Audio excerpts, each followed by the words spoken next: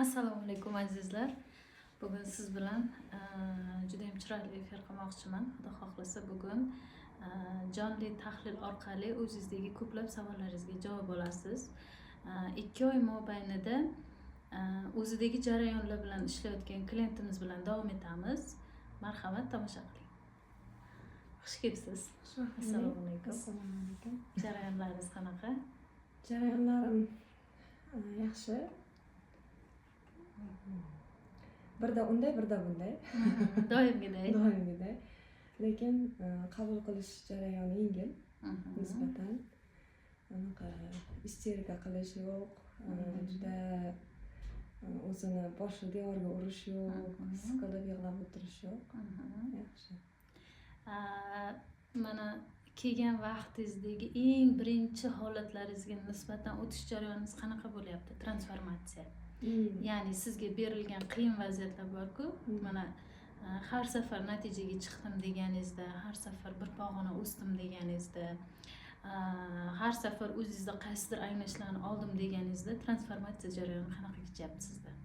Anglagan vaqtim juda yengillikni his qilaman, rohatlanaman, mazza qilaman, o'sha kun yashagandek bo'laman. Keyin o'zidan o'zi qiyinchiliklar paydo bo'ladi, qarshiliklar paydo bo'ladi. Avval siz bilan uchrashmasimdan oldin bu qiyinchiliklar, miyamdagi muhokamalar, miyamdagi tortishuvlar, doimiy birovlarda ayblash, o'zimni oqlash bilan o'tgan vaziyatlardan hozirgi vaziyatim mas'uliyatni yelkamga olganman. Kimnidir o'zim vaziyatimda anaqa qilish, aybdor qilishni o'rniga shu odamga shu yarasharkan shu ishni qildi, menga uni muhokama qilib o'tirgandan ko'ra bu vaziyatdan chiroyli chiqishni yo'lini ixtarganim yaxshi yoki bo'lmasa qabul qilganim yaxshi. Ha, u odam shunday. U shuni o'ziga ravo ko'rdi. Buni to'g'ri qabul qilish kerak. Men shu paytda uni o'ylab energiyamni sarflagandan ko'ra foydaliroq narsaga vaqtimni sarflaganim yaxshi deydigan fikrga kelib qolganman.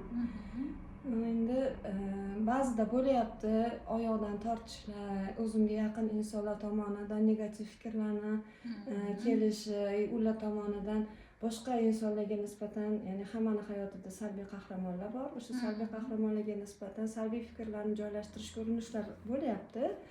Qo'limdan kelgancha e'tibor qilmaslikka urinyapman, chunki majburan emas, shunchaki ichimda filtr jarayon ketyapti. Oldin u odam bilan gapini eshitsam, o'zimga yaqindan gapirsam, ha, to'g'ri aytyapti deb xuddi choponga ergashgan podada ketaverardim. Hozir filtrlayapman. Ha, ularga bu vaziyat meni yaxshi ko'rgani uchun yomon tuyulyapti. Men uchun o'sha odamlarning hayotimda unchalik katta roli yo'q. Meni ham ularning hayotida katta rolim yo'q. Shuning uchun bu tabiiy holat deb qabul qilyapman-da. Mayli, qo'yavering, balki ish ko'pdir, balki shunga nima qilmagandir, balki noxasdan kayfiyati bo'lmaganda shu gap chiqqandir, e'tibor qilmaymiz. O'ylaganimiz bilan hech narsani to'g'rilab bo'lmaydi. Qabul qilaylik, bo'ldi deb o'tib ketyapman va bu holatim ularga g'alati tuyulyapti. Albatta. Oldin yig'loq edim, sal narsaga yig'laverardim, xafa bo'laverardim. Hozir o'sha holat yana takrorlanib meni xafa qilishyapti, lekin men yig'lamayapman. Sen xafa bo'libsanmi yoki nima qilibsanmi desa, men endi kichkina qizcha emasman, xafa bo'laveradigan. Nimadan xafa bo'lishim kerak? Tabiiy holat, siz shunaqa jahlingiz chiqishi, tabiiy siz insonsiz, siz jahlingiz chiqishi mumkin. Bo'ladi hammada ham deb o'tib ketyapman. Hayratda qolishyapti nimagadir. Ya'ni ruxsat beryapsiz hammani o'z chegarasini o'zi xohlagandek idora etishiga, o'zi xohlagan o'y fikrlarini ifodalashiga, o'zi xohlagandek siz haqingizda nima o'ylasa shuni o'ylashiga, bildirishiga. Oldin qochardim, o'zimni oqlashga, o'zimni isbotlashga urinardim. Hozir agar shu narsani ichimdan ruxsat bersam, xohlasam qilyapman, xohlamasam men haqimda qanaqa fikrlasa fikrlasin, u uni haqqi. Men hammani hayotida oppoq farishta bo'lishga majbur emasman. Kimnidir hayotida salbiy roldaman, kimnidir hayotida ijobiy roldaman. Bu tabiiy. Men o'zim farishta bo'lib tug'ilmaganman, inson tug'ilganman. Shuning uchun mani hayotimda ham kimdir salbiy bo'lsa, ehtimol boshqa bir yaqinlarning hayotida u ijobiy roldadir. Uni ham juda yomonlab ichimda muhokama qilib o'tirmayman. Shunchaki o'sha vaziyatda u o'zi uchun yarashgan ishni qildi. Men o'zimning vaziyatimda o'zim uchun yarashgan ishni qildim deb qabul qilyapman. Tushundim. Va bu jarayonga kelish siz uchun juda ham oson kechmadi. Yo'q. Men buni juda ham his qilaman. Tushunaman. Har bir holatingizda qaysidir savollaringizga vaqtida javob bermagan bo'lsam ham, lekin ichingizdan qanaqa jarayonlardan o'tib kelganingizni, qanaqa qiyinchiliklar bo'lganini bu vaziyatda osongina o'zidan o'zi bunaqa o'y fikrlarga, o'zidan o'zi bunaqa natijaga kelib qolmaganingizni juda ham yaxshi bilaman. Va bugungi kunda juda ko'plab ayollarimizni eng asosiy muammosi ham bu oldida turgan qiyinchiliklarni biladi-da ayol, shundoq ham biladi o'zida nima muammo, nima holat kechayotganini, faqat mehnatiga rozi emasda. Tez natija bo'lishiga men o'ylaymanki, siz ham xuddi shu holatga kelgandingiz. Tezroq bo'lishi uchun, ko'proq olish uchun har safar kelganda tez chiqib ketish uchun natijaga birinchi kelgan vaqtlaringizda eslayman-da, umuman niyatlar, orzular umuman boshqacha edi. Kutuvlar boshqacha edi. Bugungi kundagi holatingizga qarayman, menimcha ichingizdagi baxtni topa oldingiz. Baxt ichingizdaligini kashf qila oldingiz deb o'ylayman-da. Boshida kelganimda juda chiroyli kibrim bor edi. Juda kuchli aqlim bor edi. Juda ham g'ururim baland edi. Juda ham oppoq farishta edim nazarimda. O'sha vaqtda o'zi avvali boshim devorga urilib tupukda yurgan vaqtim, men sizga buni ko'p aytganman. Allohdan so'rab olgan odamimsiz-da. Nima qilsam bo'ladi? Men kim bilandir shug'ullanishim mumkinmi bu masalada? Qandaydir bir professional mutaxassis bilan shug'ullanishim mumkinmi? U bo'lsa, u kim? Unga ishonish mumkinmi? Sen xayrlisini bilasan, sen meni yo'limdan chiqar. Menga nima to'g'ri qilishni ko'rsat. Men shu oilamda qolsammi yoki voz kechsammi bu yo'limdan? Mayli, rizq o'zingdan, men hech narsani yo'qotishdan qo'rqmaydigan darajaga kelib qoldim. Iltimos, menga xayrli yo'lni ko'rsat degan soatim emas, daqiqalarimda shunday yo'limdan chiqqansiz. Biz chiroyli suhbat qilganmiz. To'g'risi, sizni sohangiz vakillari orasida ba'zi bir mashinniklar ham bo'lishi mumkin.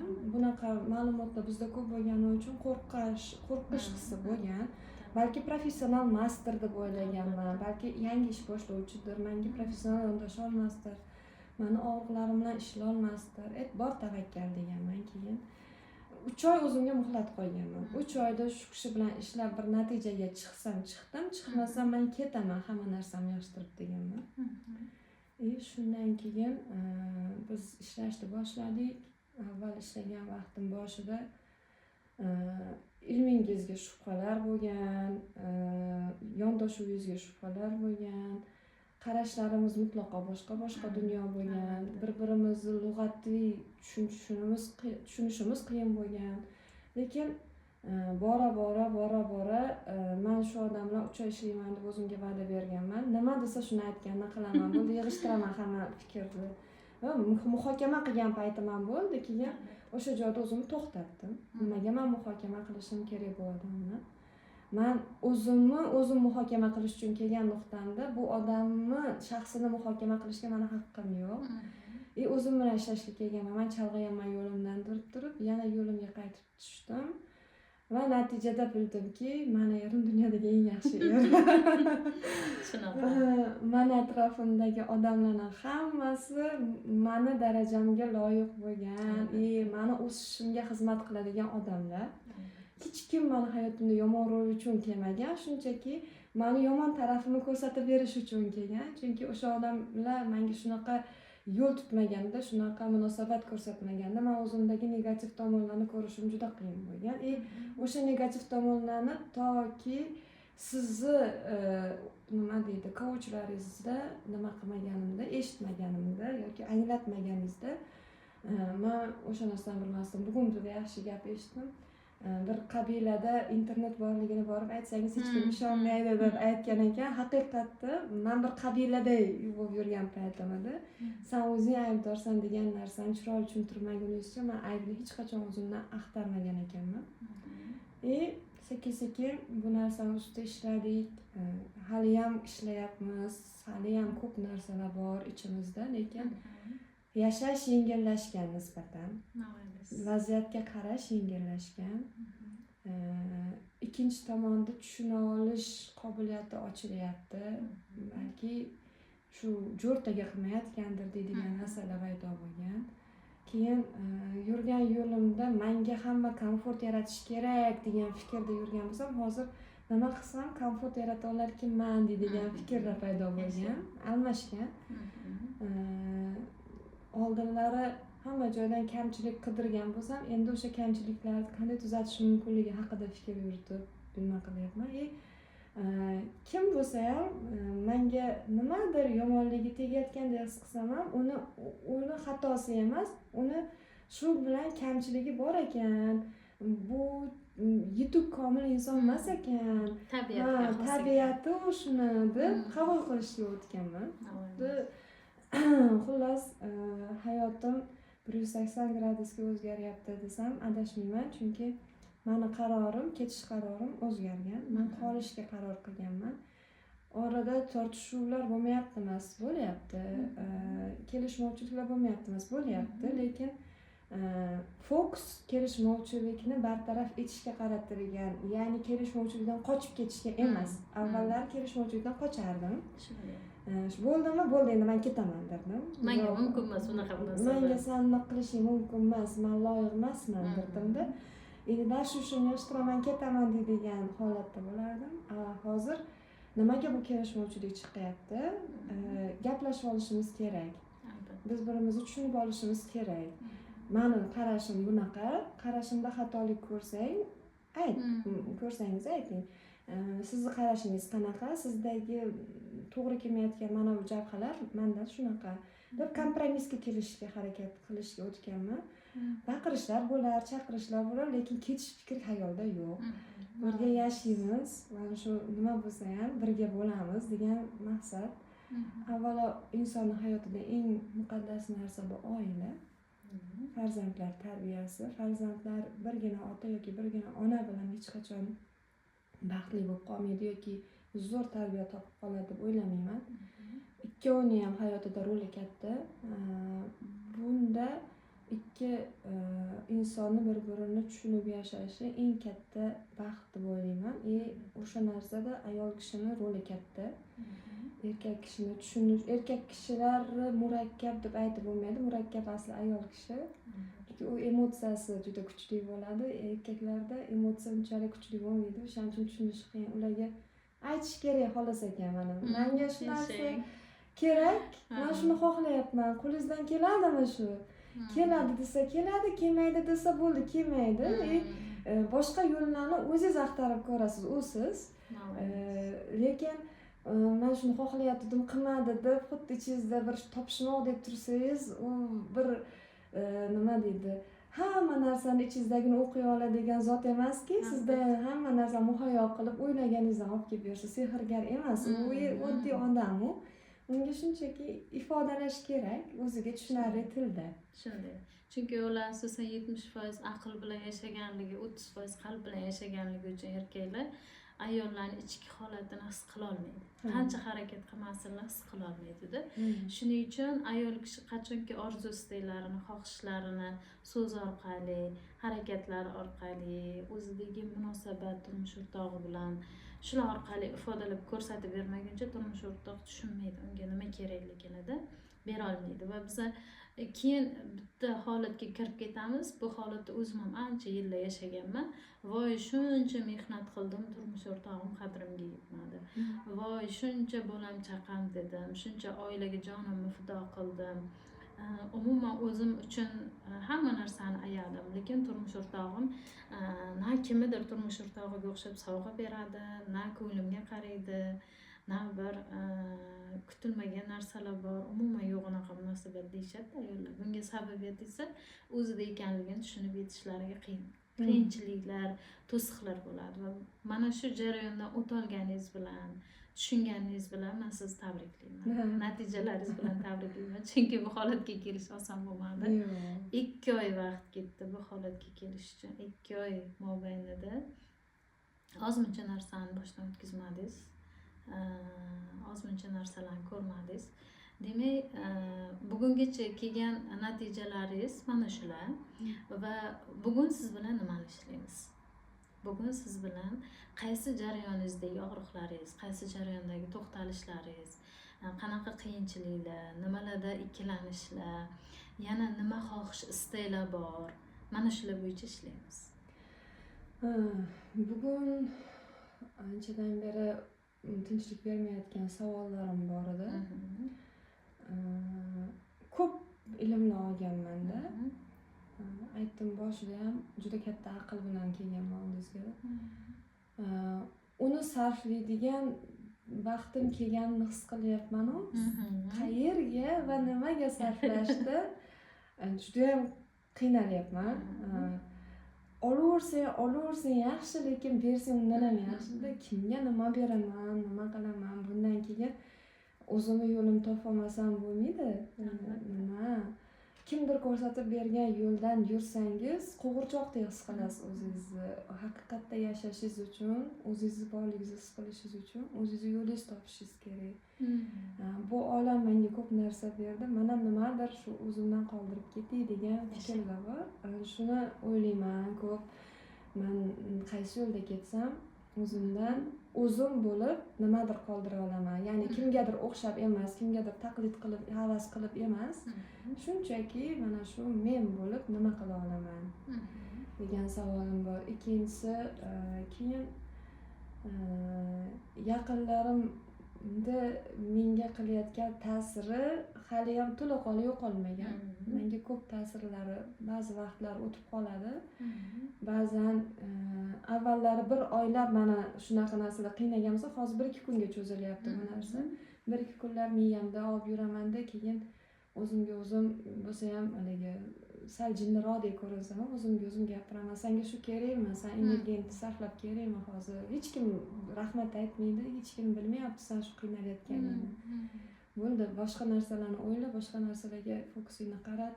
Sendan negativ tarqalyapti deymanda, o'zimni o'zim urishib ham qo'yib, keyin davom etyapman. O'sha narsalarda qanday vaziyatdan chiqib ketishim mumkin?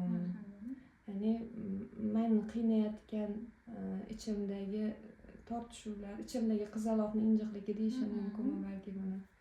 Shu bilan qanday qilib kompromissga, kelishuvga kelib olishim mumkin? Chunki ba'zi vaqtlar bo'layaptiki, kim uchundir nimadir isbotlashga qaytib o'tib qolyapman. Kim uchundir o'zimni oqlashga o'tib qolyapman. Bu holatim o'zimga erish tuyulib qolyapti endi. Chunki men anglayapman o'zim oqlayotganim, o'zim isbotlayotganim, xato ketayotgan bilyapman. Qarshi taraf ham buni menga aytyapti o'z og'zi bilan. Chunki ichimdan o'tyapti, u sirazi sen nimaga o'zingni oqlayapsan, sen nimaga isbotlamoqchi bo'lyapsan degan gap bo'lyapti.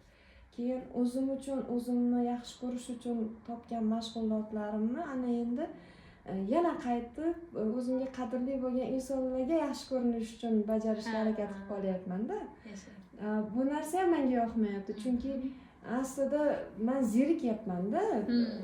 Zerikkanim uchun kimgadir yaxshi ko'ringim kerak, e'tirof etilgim kelyapti. Yo'q. Men o'zim e'tirof qilishim kerak o'sha momentda. Nimaga men o'zimdan ko'nglim to'lmayapti-da, birovlarga fokusim qaratilib ketyapti yana degan anaqa savollar bo'lyapti-da. Qarang, birinchi savolingizga javob, menimcha buni tag ildizi bor qalb kasbiga taqaladi deb o'ylayman. Chunki siz xohlagan, siz sevgan, siz yoqtirgan mashg'ulot bilan shug'ullanish va bu bilan ko'p vaqtingizni sarflash bu asosan qalb kasbiga borib taqaladi. Va bu narsa inson qanaqa tanlashi mumkin va bunda inson qalb kasbi nima ekanligini qachon anglab yetishi mumkin? Bunda o'ziga beradigan savollar bor. Birinchi savolingiz shunaqa bo'lishi kerakki, siz bu kasbda, siz qanaqa kasb olib ketsangiz ham, bu kasbda kechasi soat 2 da turg'izib sizdan so'rashsa ham, uyg'otib so'rashsa ham, o'sha kasbda og'riqsiz, qanaydir qiynalmasdan ishlab bera olishingiz kerak. Tushunyapsizmi? Menga shu savolni 5 yil oldin berishganda o'shanda ham daftarimga qarasam psixologlik kasb yozilgan ekanda. Ya'ni u shirin-ku uyqu, shirin vaqt bo'ladi. U siz dam olayotgan vaqtingiz bo'ladi. O'sha dam olayotgan vaqtingizda ham mazza qilib ishlashga o'zingizni vaqtingizni sarflay bilishingiz kerak. Ya'niki buni asosan faqat moddiy tomonlama aytib bo'lmaydi. Chunki qalb kasbi bilan inson ishlaganda u nur ongida yondashadi kasbiga. U butun qalbi, vujudi bilan o'zidan nimadir berish holatida yondashadi-da, u xoh inson bilan bo'lsin, xoh boshqa narsa buyum bilan bo'lsin. Mana shu jarayonda insonga pul kelish oqimi ham yaxshi bo'ladi. Agar siz moddiyatni o'ylamagan holatda yondashganingizda, agar siz yo'q moddiyat uchun deydigan bo'lsangiz, bu qalb kasbi bo'lmay qolishi mumkin. Ya'niki moddiyat ham u qadar katta bo'lmasligi mumkin. Chunki inson qachon nimagadir chin qalbdan yondashganda, chin qalbdan bor vujudi bilan moddiyatni ustun qo'ymasdan shunchaki o'sha kasbda mazza qilib vaqt o'tkazib, charchamasdan yaxshi ishlasa, o'ziga ma'qul kelsa, mana shu kasbning orqasida xayr baraka ham kelaveradi. Shu kasbning orqasida o'zingiz ham charchamaysiz. Energiyangiz tugab qolmaydi. Ya'niki siz uyg'onganingizda ishga xohlab borasiz. Ishda mazza qilib qanaqa vaqt o'tib ketganini bilmaysiz. Mana menga ko'p klientlar aytishadi, "Voy 5 soat o'tibdi, qanday tez o'tib ketdi." 5 soat, ba'zida o'zim ham o'sha 5 soat qanaqa o'tganini bilmay qolaman. U 5 soat emas, xuddiki menga 1 soatday o'tib ketgandek bo'ladi, chunki jarayon ichiga shu qadar kirib ketilinadi. Va bunda asosiy maqsad moddiyat olish emas. Bunda asosiy maqsad kimgadir nimadir ulashish. Misol, o'zim ham ko'p ustozlardan ilm olgan bo'lsam, ko'p xarakteristikalarni ko'rganman-da. Agar sizda insonda, ustozda ham, har qanday yo'nalish egasida ham, kasb egasida ham asosiy maqsad shu kasbning ortidan faqat foyda olish bo'ladigan bo'lsa, insonni qalbiga yetkazib bera olmaysiz. Insonni qalbiga kirib bormaydi. U ma'lumotizm, u ming foydali ilm bo'lsa yetib bormaydi. Qachon u chin qalbingizdan chiqadi, bor vujudingiz bilan shu inson mendan ham zo'r bo'lib ketsa mayli degan ma'noda chin yurakdan kasbingizni bajarganingizda, sizga har tomonlama butun borliq ochiladi.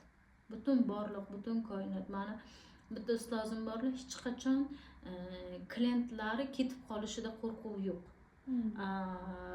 Mayli deydi, puling yetmasa deydi, shogirdimga bor deydi. Yoki boshqa psixologga bor, o'zi tavsiya qilib beradilar.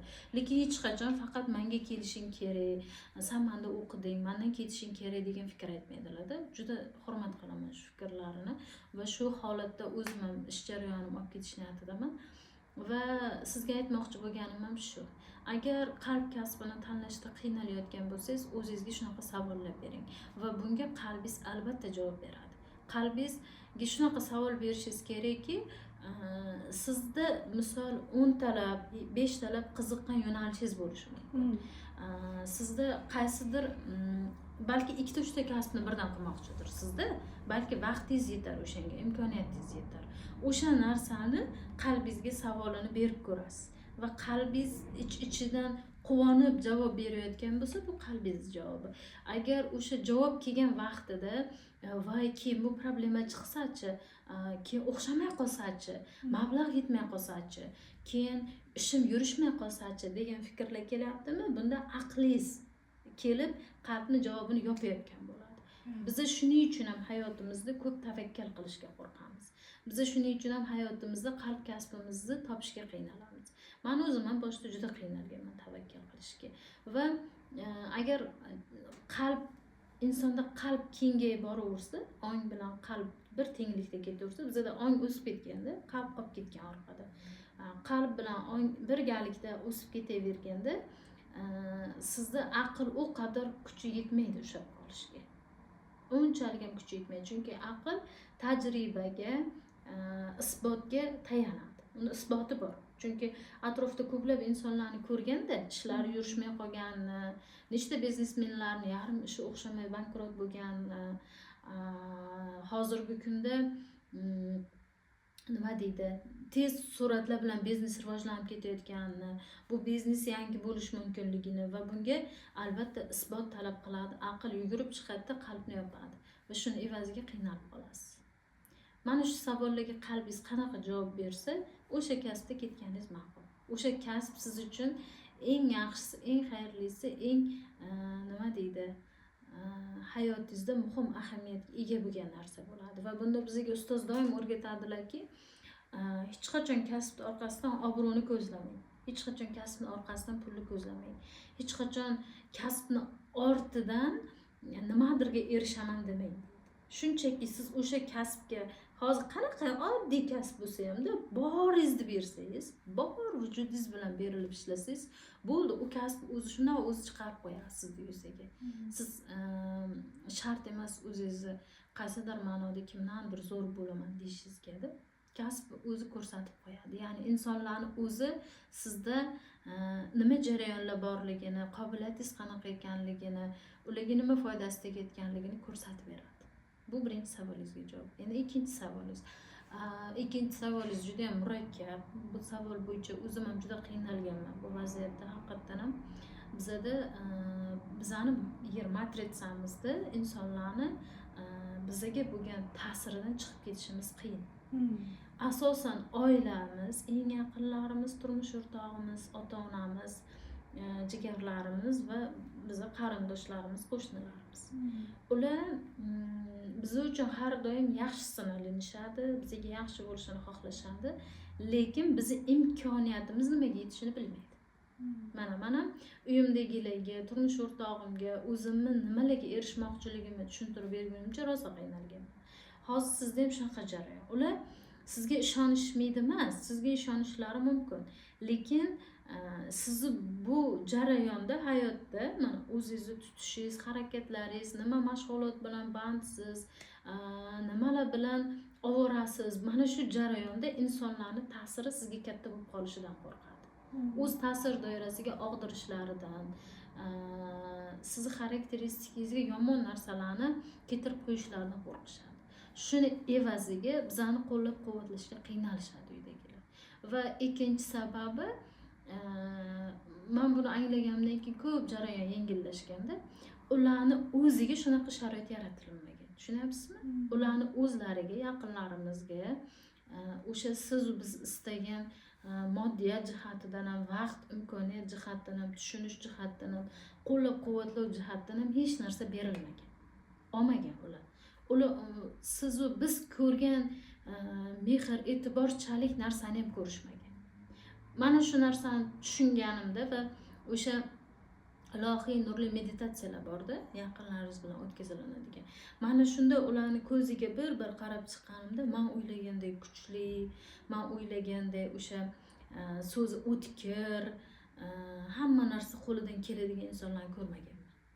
O'zi qalbi siniq, og'riqli, hayotda mehr, sevgi ko'rmagan, hozirgi bajarayotgan mehnatlari, ishlari ortidan yaqinlaridan e'tirof kutib yashayotgan insonlar. Men shunaqa degan bo'lardim-da, biz unaqa insonlardan nimani kutishimiz mumkin? Qachongacha kutib yashashimiz mumkin? Biza bir qadam, bir pog'ona yurmasak, ular biz tomonga hech qachon kelishmaydi. Hech qachon bizni tushunishmaydi. Qachonki bir qadam tashlaymiz, ularni tushunamiz, his qilamiz va ularning og'rig'i biznikidan katta ekanligini qalbiga kirib ko'ra olganimizdagina ular sekin-sekin bizni tushuna boshlashadi. Va men aniq ayta olaman-da, oldinlari ko'p farzandli bo'lgan bobo-buvilarimiz, ko'p farzandli bo'lgan ota-onalarimiz, ularda umuman ota-onani vaqti yetmagan, har bir farzand bilan alohida suhbatlashishga, ishlashga, vaqt o'tkazishga. Bizda hozir 2-3 farzand xudoga biladi. Bizda imkoniyat katta. Va shuncha mas'uliyat bilan ham juda ko'p mehnatlar qilishgan. Va ularda bu og'riqda biz juda ham yengil yashaymiz. Juda ham yaxshi, qulay sharoitda yashaymiz. Bizda hozir unaqa og'ir mehnat, qiyinchilik degan narsa qolmadi. Biz vaqtlarimizda farzandlarni urib tarbiya qilishardi. Hatto maktablarda ham, oilalarda ham, hozir hattoki qonun chiqyapti farzand urish mumkin emasligi to'g'risida. hayot yana ham yengillashib ketdi-da. Hayot yana ham biz uchun hayotda hamma narsa shart-sharoitda yaratib berilib qo'yilganini o'zi bizni noshukur bo'lishimizga, bizni nima deydi, hammadan norozi bo'lib yashashimizga sabab bo'lyapti. Lekin aslida bizni hayotimizda shukur qilishga arziydigan juda ko'p narsalar bor.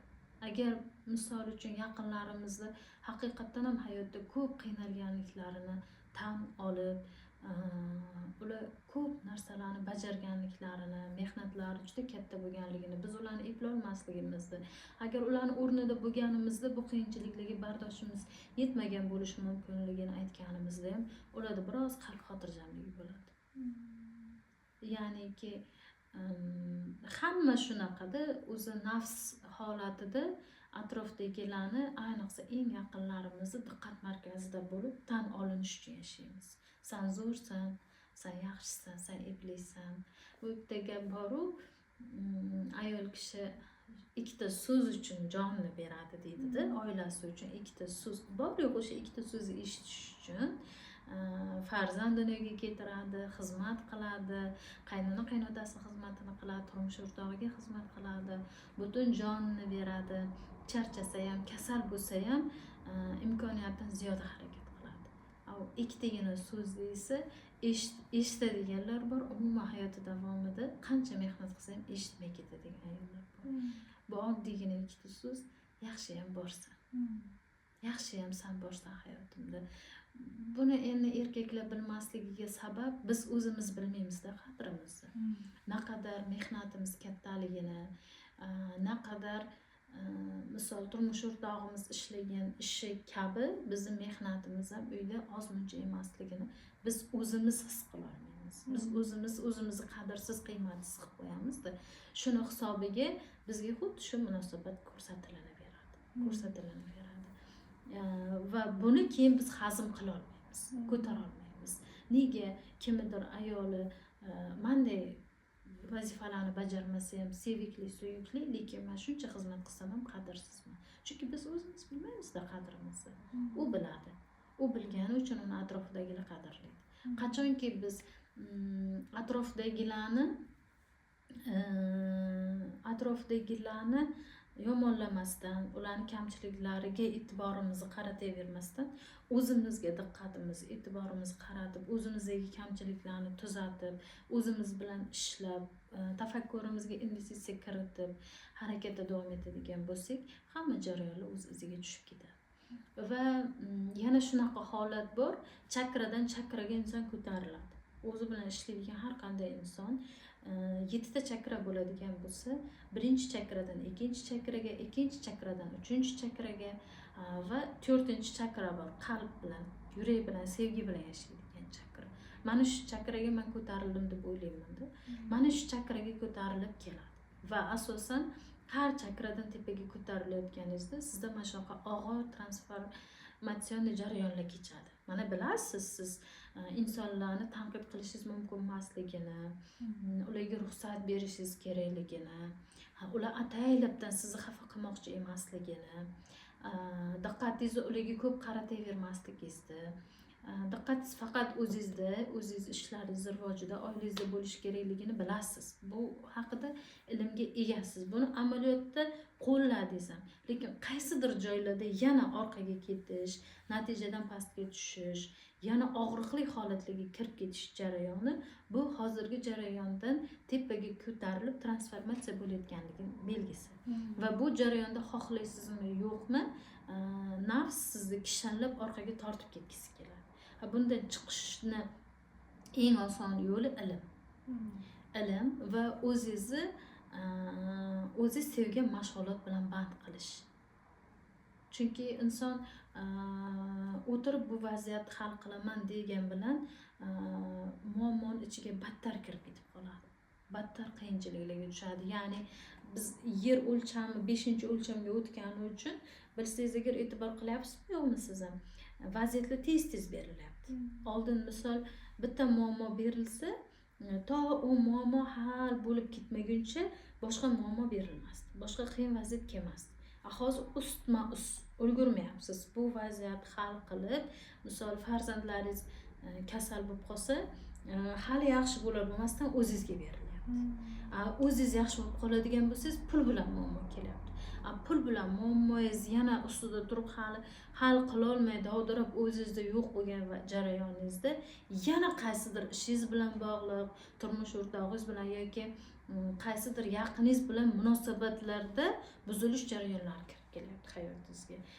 Bu degani esa asosiy belgi tezroq 5-o'lchamga o't. Tezroq ong holatida, qalb holatida, ruh holatida 5-o'lchamga o'tish belgisi hisoblanadi. 5-o'lchamga o'tish uchun mana vaziyatingiz tez hal bo'lishi uchun o'zingiz sevgan mashg'ulotlarga, o'zingiz ustingizda tez ishlab chiqib ketishga va sizga beriladigan meditatsiyalarni, praktikalarni 40 martadan bajarishingizga to'g'ri keladi. Qachonki shu vazifalarni joyida bajarganingizda, o'rinli olib ketganingizda vaziyatlardan tez chiqib keta olasiz. Bugungi kundagi hozirgi qiyin vaziyatlaringiz ertaga sizda juda ham tez yengil o'tib ketadi. Ya'ni muammoli vaziyatlar tugamaydi. Faqat ularga bo'lgan o'y hayolingiz, nazaringiz o'zgaradi. Misol uchun ikkalamizda ham hozir bir xil vaziyat, bir xil qiyinchilik kechsa, meni nazarim boshqacha, sizning nazaringiz boshqacha. Va u muammoda qolib yashash menda boshqacha, sizda boshqacha belgida o'tadi. Prosta men sal oldinroqda yurib, oldingizda nima bor yo'qligini ko'rib aytadigan inson. Mana shu jihatlarga ahamiyat beradigan bo'lsangiz, hayotingizda yaxshi o'zgarishlar bo'ladi, Xudo xohlasa. Yana ham o'y xayol nazaringizda o'zgarish ketadi. Misol uchun men 1 yil oldingi holatimga o'tgan har bir jarayonlarimga qarasam, qaysidir o'tish jarayonida holatimga kulgim keladi. O'sha payt yig'laganman. Jonim qiynalib, yig'lab, yo'l topolmay, har yoqdan yechim izlab o'zimni charchatganman-da.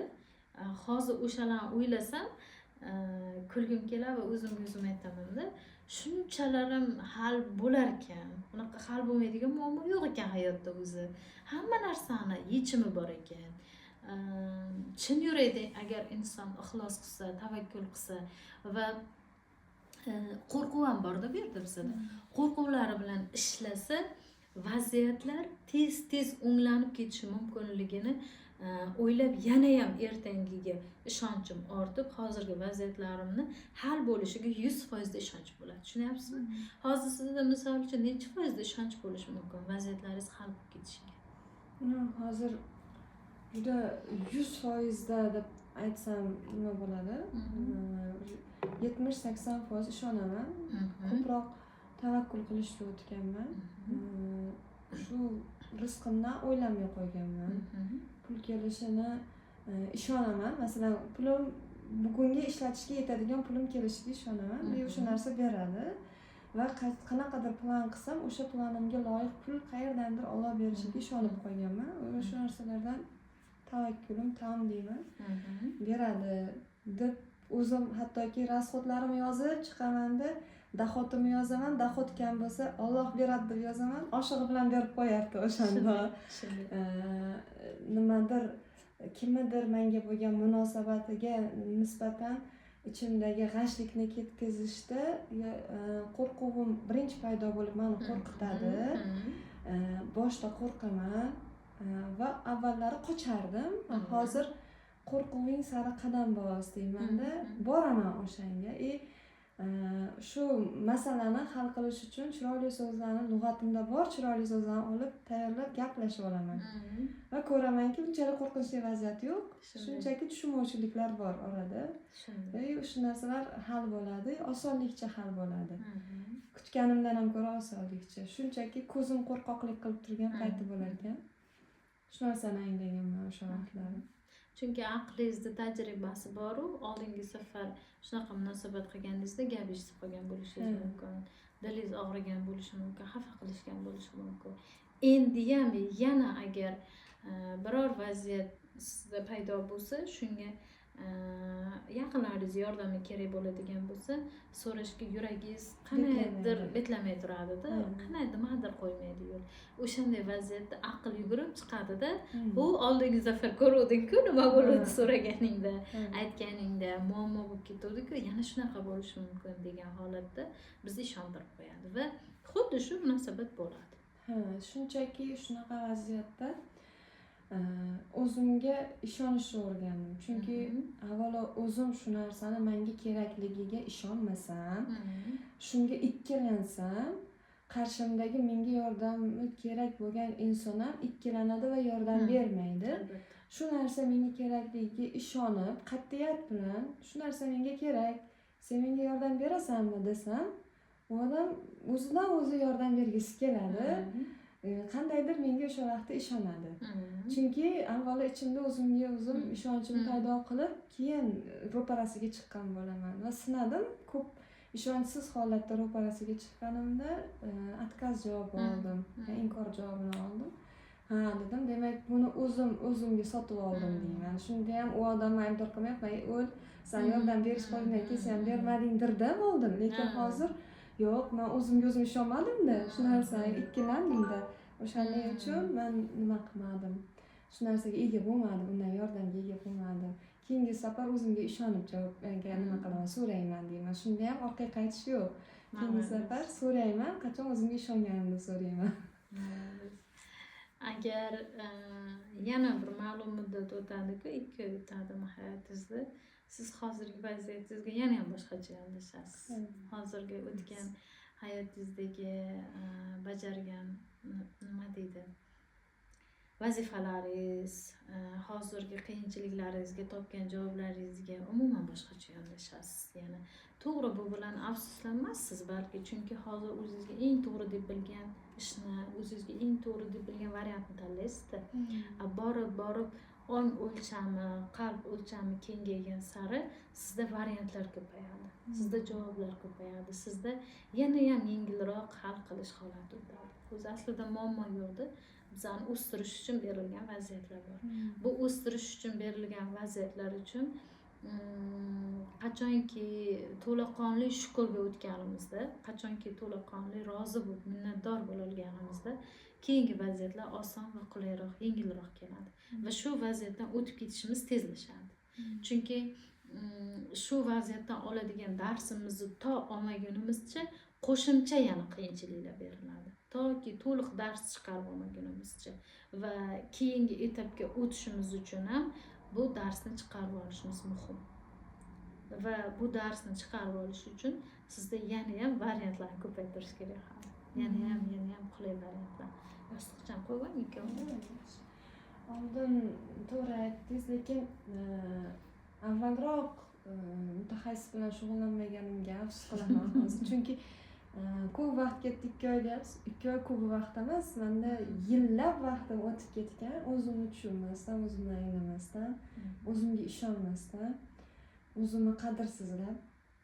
Bu 2 oy, bu oxirgi 3 oy desam ham bo'ladi. Hayotimdagi juda chiroyli oylar bo'ldi.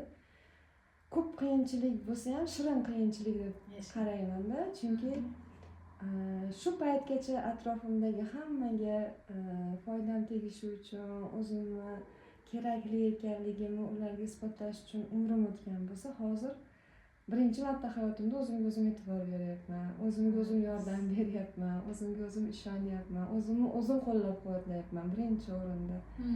Ki oldin mana shunaqa vaziyat, men hayajonlanyapman desam, sen hammasini eplaysan, sen zo'rsan, sen hayajonlanma deydigan odamlarim bo'lganiga shukur. Lekin ana shu gapni o'zimga o'zim aytmaganman-da. O'zingizga o'zingiz ishonmagan. Kimdir menga ishonsa, menga shu ishonib o'tiribdi, men shuni qilishim kerak deb qilganman-ku. Hozir nima uchun yo'q deyishim kerak? Nima uchun shu bo'lmaydi deyishim kerak bo'ladi.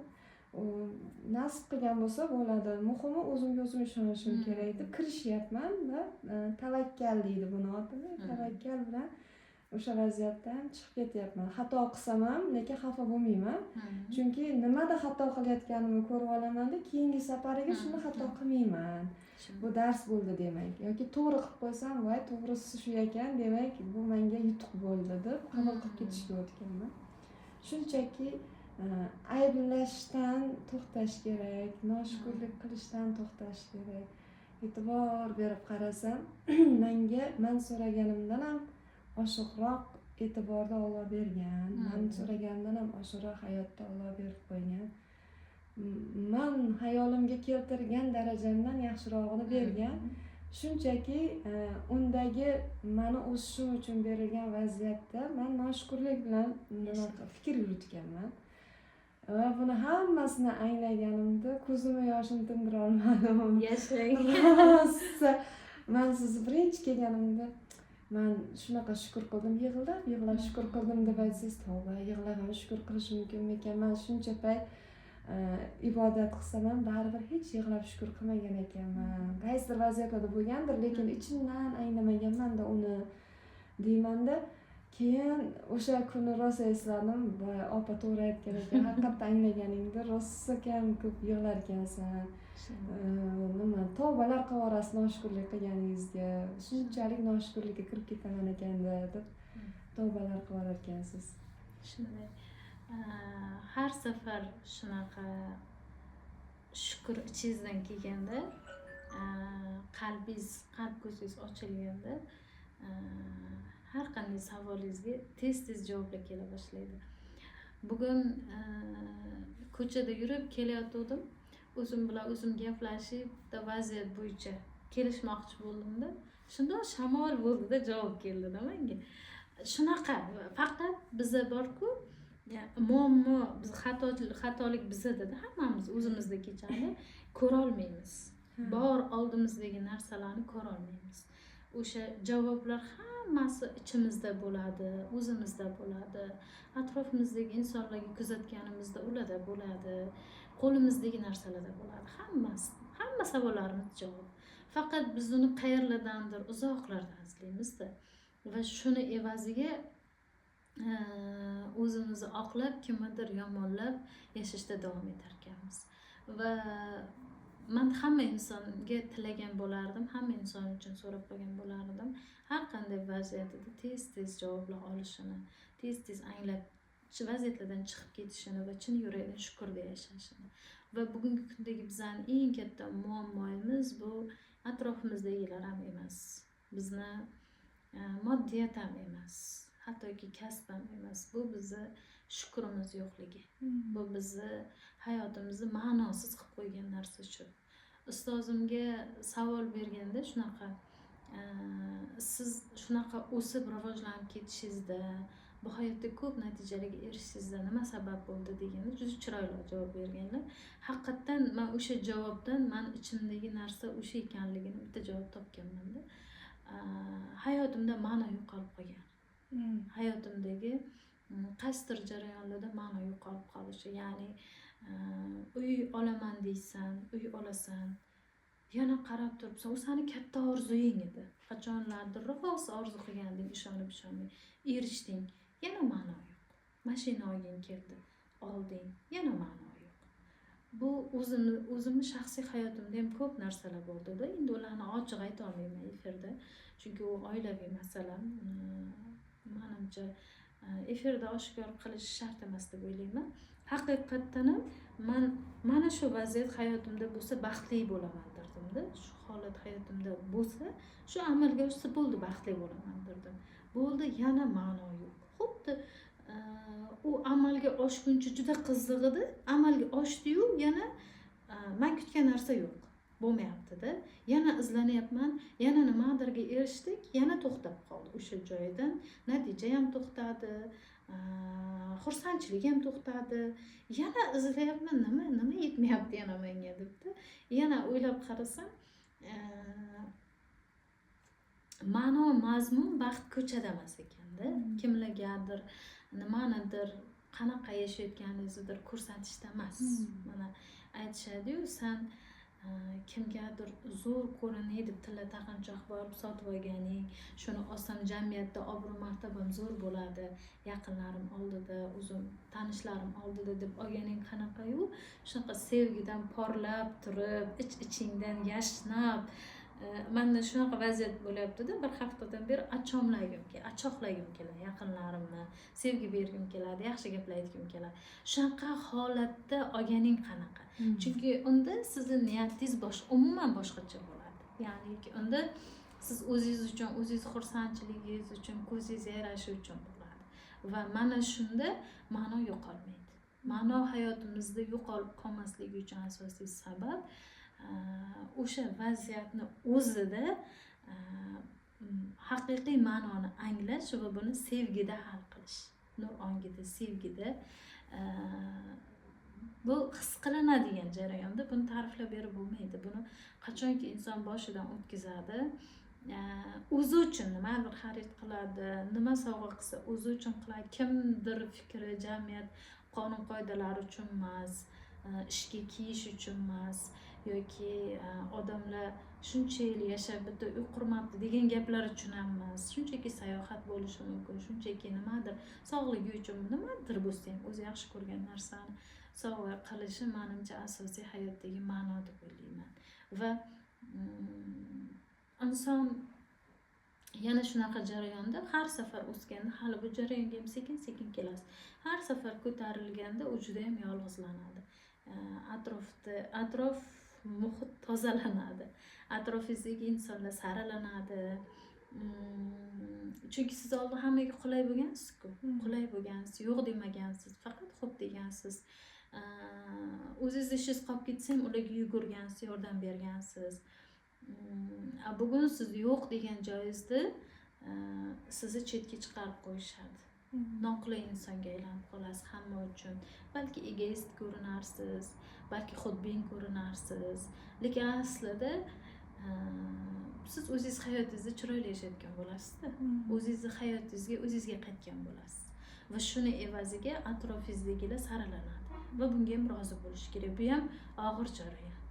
Oson bo'lmaydi. Yaxshi ko'rgan insonlaringizni siz ketishi, xafa bo'lishi, qancha narsa o'tgan ular bilan uğradida, qancha yaxshi kunlar bor. Ularni boshqacha tushunishi siz haqingizda, ich-ichingizda hali ham tanimaganliklarini his qilish.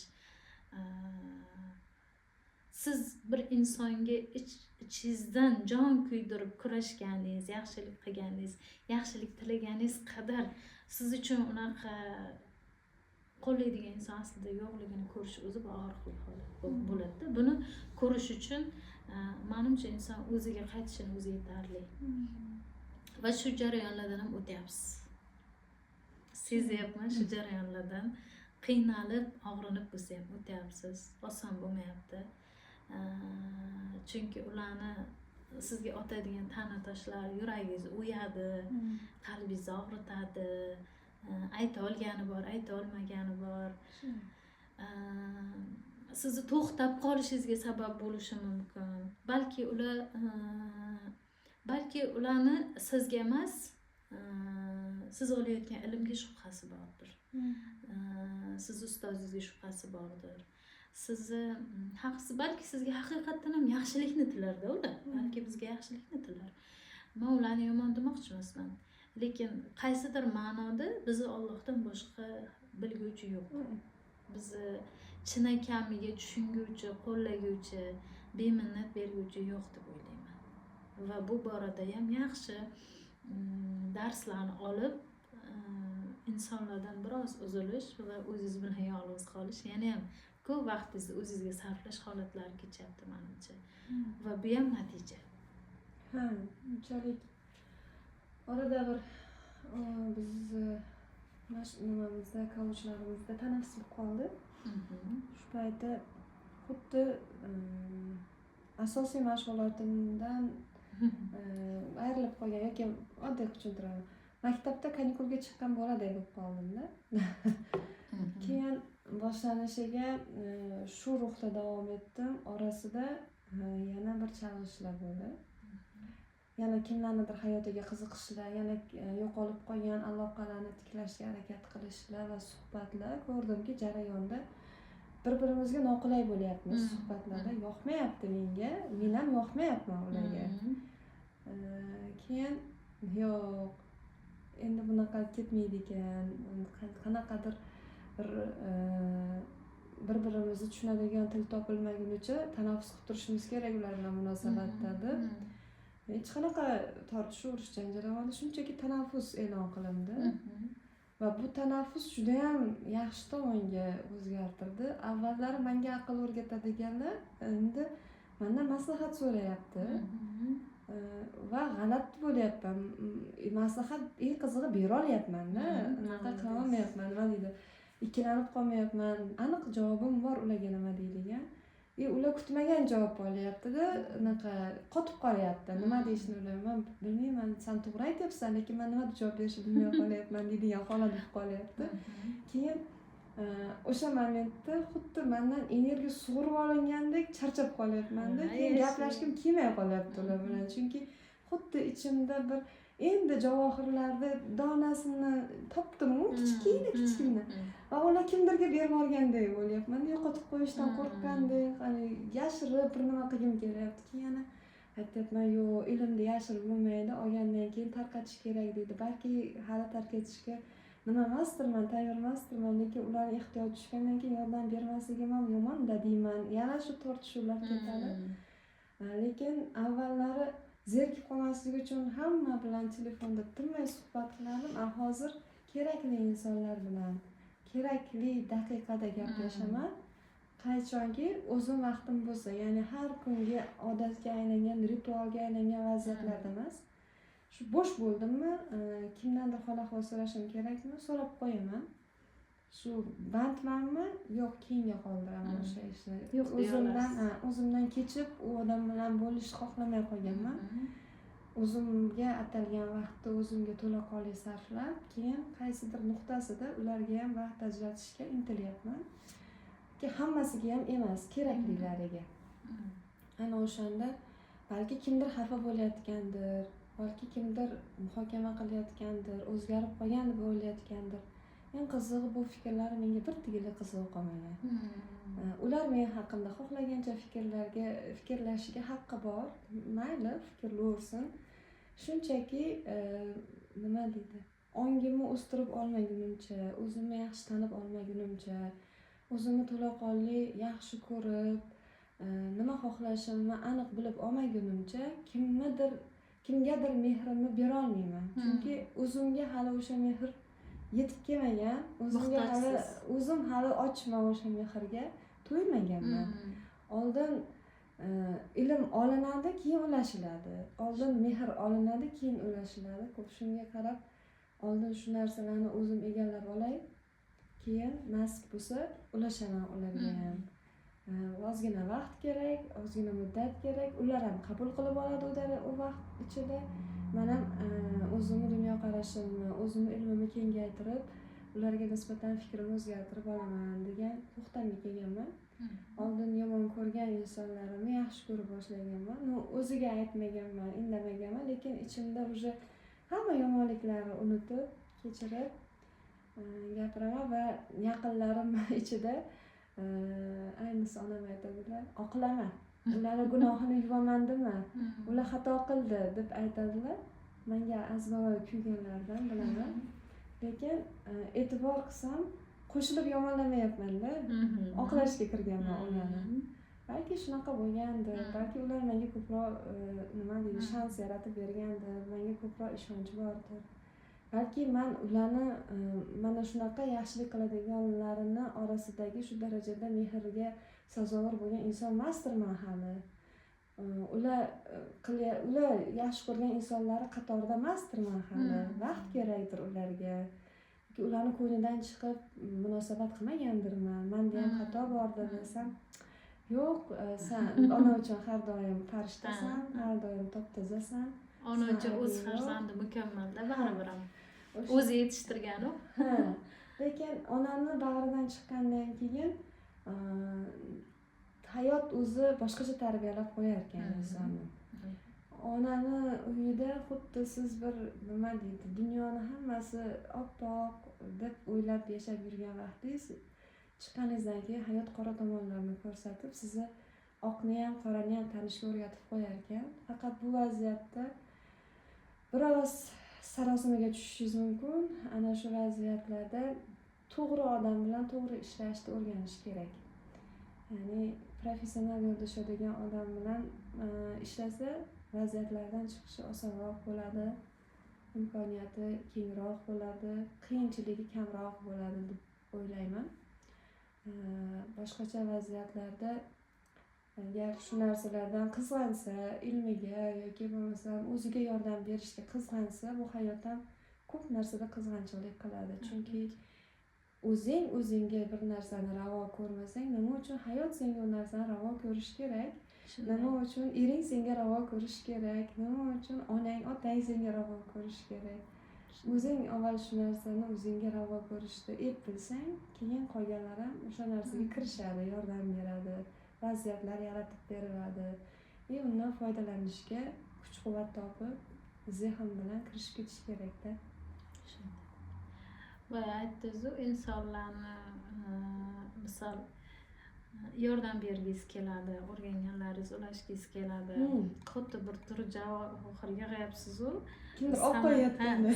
Olib qo'y, mayli agar o'sha natija ko'rsa hayotida, u ham bir yengilroq yashasa, bir og'riqlaridan forig' bo'lsa deysiz-ku, bergis ulashgis keladi va eng og'ir zarba bor-da bu yerda, eng og'ir insonga og'ir botadigan joyi, o'zim ham boshimdan kechirganman-da.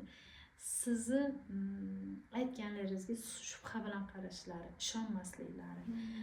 Xuddiki sizga ishonishadi-yu, lekin siz hayotingizda olib qo'llagan ilmingizni noto'g'ri deb baholashadi. Ya'ni men buni noto'g'ri deb bilaman. Chunki inson agar bir insonga ishonsa, uni har qanday tutgan yo'lini to'g'ri deb qabul qilish kerak. O'zi uchun emas, u inson uchun. U inson agar o'ziga shu yo'lni to'g'ri deb bildimi, o'syaptimi, baxtlimi, yengil yashayaptimi, qulaymi o'ziga yoqmagan taqdirda ham shu jihat o'zi u ilmni qo'llamaganda u inson uchun xursand bo'lsa, mana shu nima deydi, haqiqiy kuyinish, haqiqiy do'stlik bo'ladi deb o'ylayman-da. Va bizdagi energiyani yo'qolib qolishi, o'sha insonlarning energiyani sug'urib olishini asosiy sababi eshitishadi, ilmlaringizni ulashasiz, lekin hech amal qilishmaydi. Hech o'zgarish bo'lmaydi hayotlarida va sen aytding, lekin bo'lmadi, o'xshamadi. Sen shunaqa deding-da, sen aytding-ku, lekin unaqa emas ekan. Menda bo'lmadi, men uni bajarib ko'rganman deganlar ko'p bo'ladi. Sen aytayotgan narsalarni hayotimda qo'llaganman, lekin hech foydasi bo'lmagan. Bu narsalarim sizni orqaga tortib ketadi. Ya'ni siz o'ylashingiz mumkin, menda natija berdi, lekin aslida natija bermasmikin degan shubha tug'dirib qo'yishi mumkin chizgida. Va shuni hisobiga ham insonlarni, jamiyatni ta'siri bizga katta, tortib ketib qoladi orqaga. Shuning uchun eng boshida yolg'iz qolish, o'zi bilan o'zi birga ishlash va natijani o'zi uchun yaratish. O'zi uchun, o'ziga yaxshi bo'lishi uchun, o'zini oilasiga qulay bo'lishi uchun bajarish va buni agar juda so'rashsa, juda xohlashsa, qiziqishsa ulashish. Haqiqatdan ham ishonchingiz ko'nglingiz yetsa-da, lekin bu degan hammaga yur ketdik, mana bu yoqda zo'r narsa bor ekan. Va ustozlar aytadi, yur susambil bor ekan bu yoqda. Hamma narsa bor. Sen biza o'ylagandek qiyin emas ekan hayot yashash. Juda oson, juda yengil ekan. Sen rosa oddiy narsalarga qiynab yuribsan o'zing. Yur deb olib ketgingiz keladi-yu, lekin ular ishonishmaydi. Siz borib u joyga ko'rib kelgan bo'lsangiz ham ishonishmaydi. Toki o'zlari bor ko'zi bilan ko'rmaguncha. Va mana shu jarayonda umuman hech kimda xafa bo'lmang va hayotingizda yana o'zingiz bilan ishlashga davom etib, qachonki odamlar ishonishadi, qachonki haqiqiy asl natijalarga chiqqaningizda. Mana o'zi hozir aytyapsiz, mana maslahat bera olarkanman. Mana nechta insonlarga yordam qila oldim. Bu aslida ham bo'lgan sizda. Bu asliyatingizda bo'lgan. Unaqa maslahatlar, unaqa ilm, unaqa yondashish, birovga ulashish bo'lgan.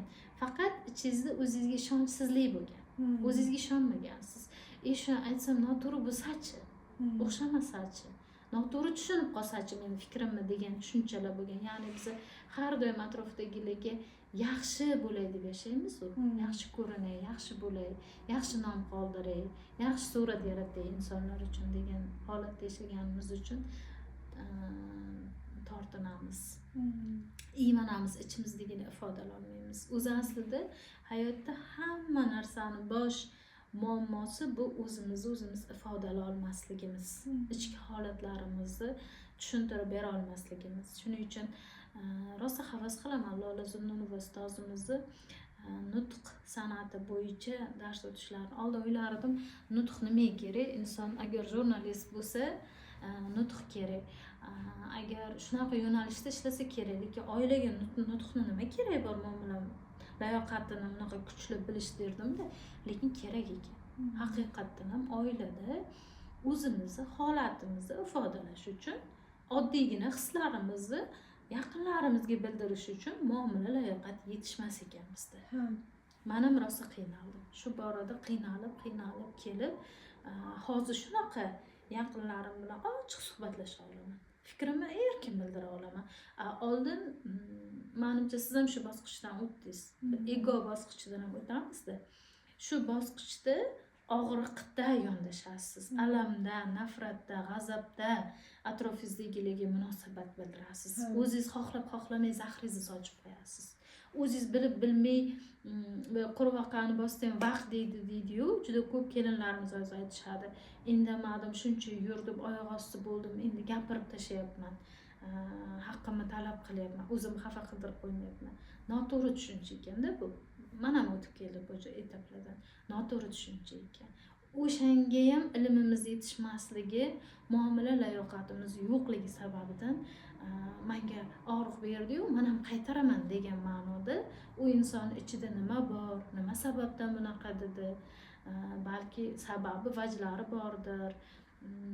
Balki bizni boshqacha tushungandir harakatimizdan degan ma'no izlamaymizda, qo'limizdagi bor materiallardan foydalanib munosabat ko'rsatamiz va buni evaziga battar dilxiraliklar kelib chiqadi. Shuning uchun muomala layoqati juda ham kerak ekan deb o'yladim. Ayniqsa ayollar uchun, biz o'zbek xalqi uchun juda ham muomala layoqati kerak. Mana aytdi-yu, yaqinda bitta video ko'rib qoldim. Bir kelin aytayapti, men alohida yashayman turmush o'rtog'im bilan, katta o'g'il turmush o'rtog'im va biz alohida yashaymiz. To'yimizdan 3 kun keyin turmush o'rtog'im meni majburlayaptilar. Onamga telefon qilib hol ahvol so'rab qo'ygin. Shunda aytayapti intervyuda, men majburmanmi? Haftada bir marta borib ko'rsam bo'ladi-ku. Majburmanmi telefon qilib erim onasidan hol ahvol so'rashga? Men ham xohlab-xohlamay yaxshimisiz deb noqulay so'rashdim. Qaynonam sezdilar o'zi. Keyin o'g'lim, kelinim xohlamasa majburlama deb aytdilar. Shu to'g'rimi deganda, yonida bir qaynonaga keyin savol berishdi-da, siz qanaqa qaraysiz bu masalaga deganda, shunda u ayol aytayaptiki, agar kelin shunday o'zi telefon qilib hol ahvol so'rasa, qaynonaning ko'ngli shunaqa ko'tarilardi deyapti. Shunchaki majburiyatdan emas, o'zi xohlab, shunchaki qachon vaqt topsa ham, bu shart emas har kuni bo'lishi, boshqa bo'lishi, shunchaki o'zi xohlab aytishini o'zi bu juda insonning ko'nglini ko'taradi deyapti-da. Bizda unaqa narsa yo'q. Bizda unaqa narsani nima deydi? To'g'risini olganda oilalarda bizga unaqa narsalar o'rgatilmaydi. Bizga faqat yaxshi ish qilish, yaxshi ona bo'lish, yaxshi kelin bo'lish, har doim yumushlarni bajarib ota-onaga gap keltirmaslik holatida qiz bola o'stiriladi. Lekin uni muomala layoqati, qiz bolani turmush o'rtog'i uchun qanaqa ayol bo'lishi, o'zini qanaqa tutish kerakligi, qanaqa ilmlarga ega bo'lish kerakligi yo'q. Bizda o'rgatilmaydi. Shuni evaziga bizda hozir ajrimlar ham ko'p va ayol qizlarimiz orasida ham turmush o'rtog'i bilan muammolar, ajrimlar shu sababidan, ya'ni bitta sababi bu xizmat qiladi deb o'ylayman. Yaxshi gap ham, yomon gap ham bitta og'izdan chiqadi. To'g'ri aytasiz. Hammaga o'zi tushunadigan tilda gapirish kerak ekanda. Ba'zilar shirin gapni yaxshi qabul qiladi. Ba'zilar oddiy gapni yaxshi qabul qiladi. Ya'ni unda ichida hech qanday bir xushomad bo'lmaydi, boshqa bo'lmaydi. Ba'zilarga laganbardorlik qilsangiz yoqasiz, chunki u shunaqa tilda o'rganganda, kimgadir baqirib gapirsangiz yoqadi, tushunadi, ya'ni o'zingiz. Lekin har qanaqa holatda ham to'g'ri, oddiy o'rtachasini olib ichingizdagi hissiyotni neytral holatda kimnidir ayblamasdan tushuntirgan vaqtingizda hamma keyin sizni to'g'ri qabul qilishni boshlar ekan. Ya'ni siz menga qaramayapsiz, men kasal bo'lib qoldim, men o'zi faqat shu nima uchun kerakman, ishingizni qilsam bo'ldi ekanda, kasal bo'lsam. Yo'q, unaqa vaqtda shunchaki hozir shunaqa holatdaman, ya'ni har doim ham ish qilishdan qochmayman. Sog'ligim to'g'ri kelsa, shularni hammasini bajarib qo'yaman. Menga ham ko'zimga xunuk ko'rinyapti buni hammasi. Lekin nima qilay? Qilolmayapman. Mana shu narsaga qo'lim bormayapti. Sababi mana bu joylarim og'riyapti. Balki biroz dam olsam o'tib ketar yoki bir doktorga ko'rsatsangiz davolansam o'tib ketar. Yana qaytib shu sog'lom bo'lib xizmatingizni qilaveraman. Menga ham zarur emas kasal bo'lib yotib olish deb.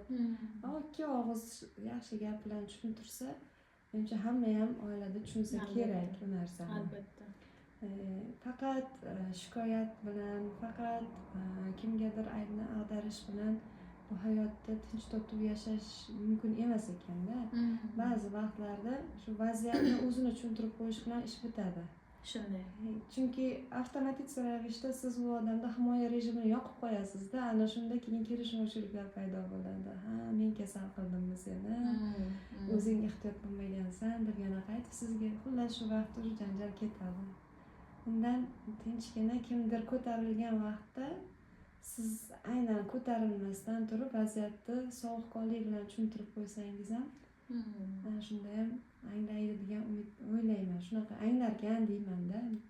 Balki oldinlari baqirganingizda tushunishgandi.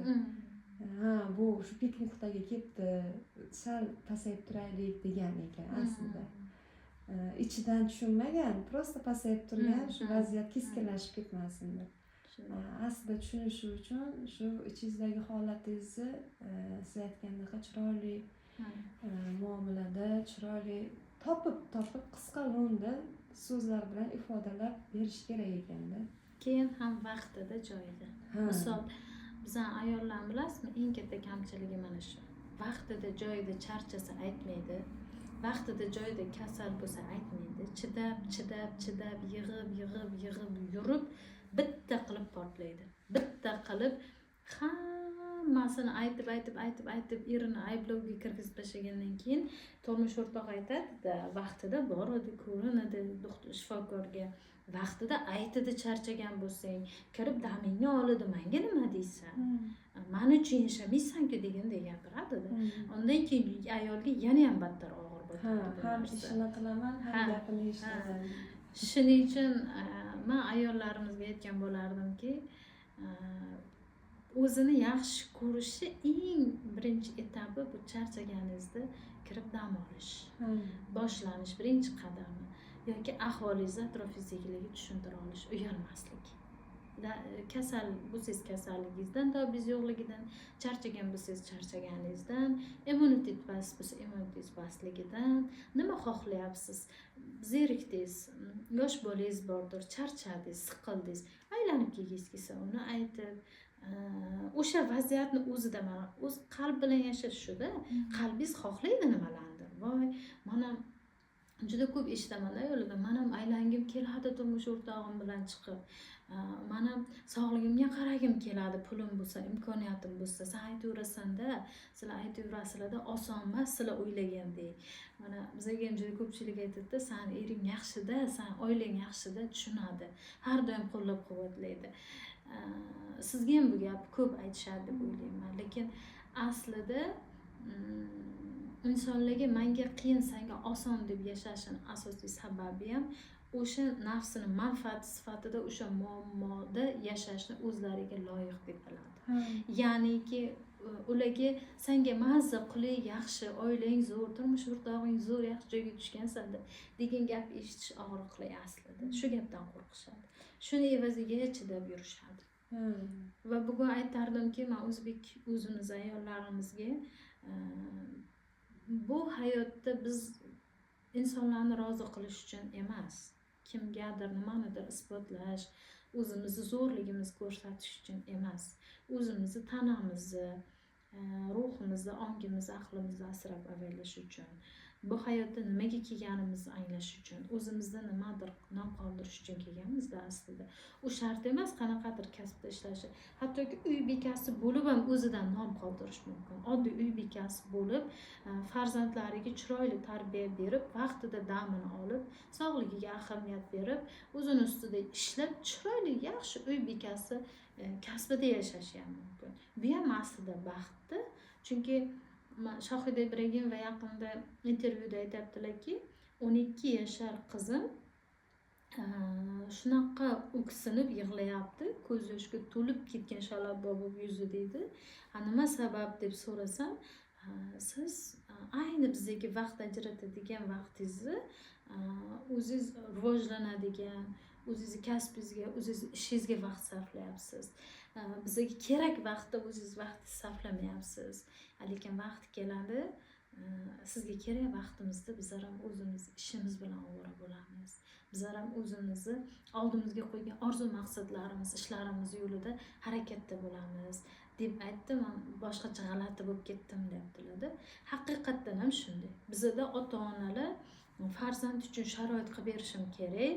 Yaxshi sharoit bo'lsa, uyalib qolmasa bo'ldi, maktabda, bog'chada, chiroyli kiyim qiling, chiroyli maktabda o'qiting, chiroyli kiyim qiling. Mana shu xayolda faqat narsasi zo'r bo'lsin, hamma ehtiyojini qilib qo'ying.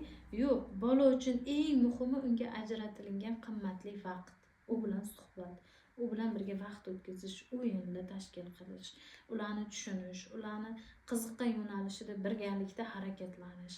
Mana shu bolalar uchun qiziqdi va buni menimcha mevasini hayot davomida farzandlar beradi, ota-onaga qaytaradi.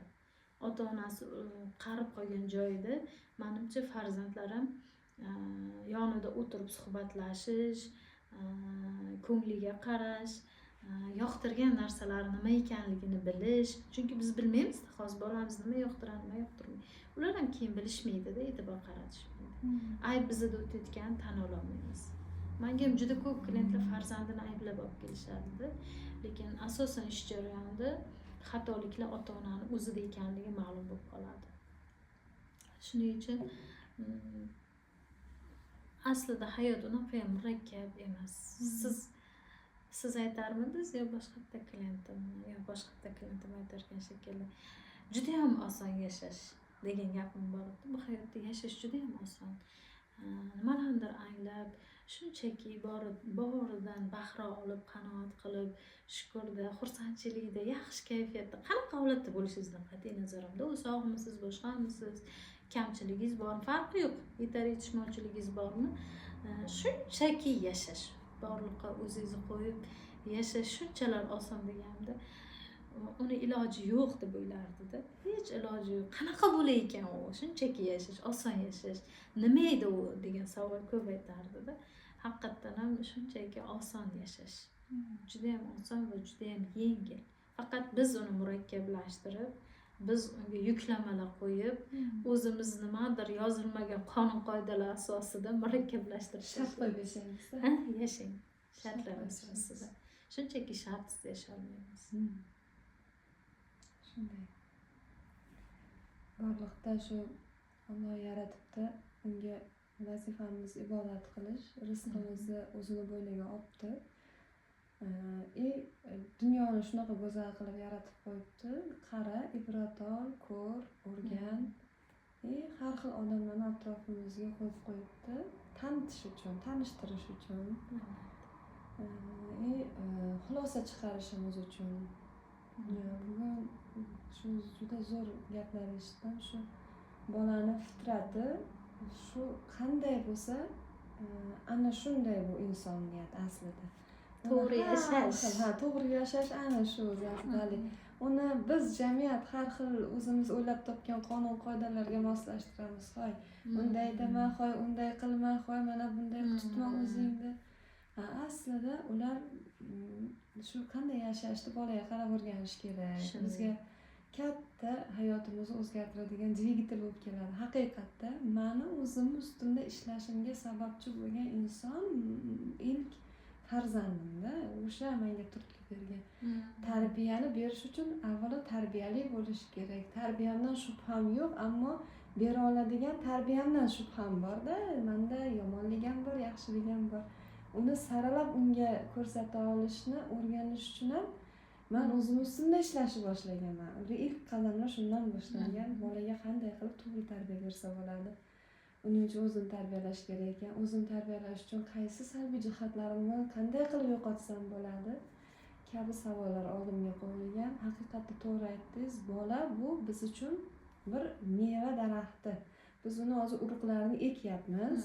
U keyin o'sadi deb biz o'zimiz qanday urug' ekkan bo'lsak, shu urug'ning mevasini beradi.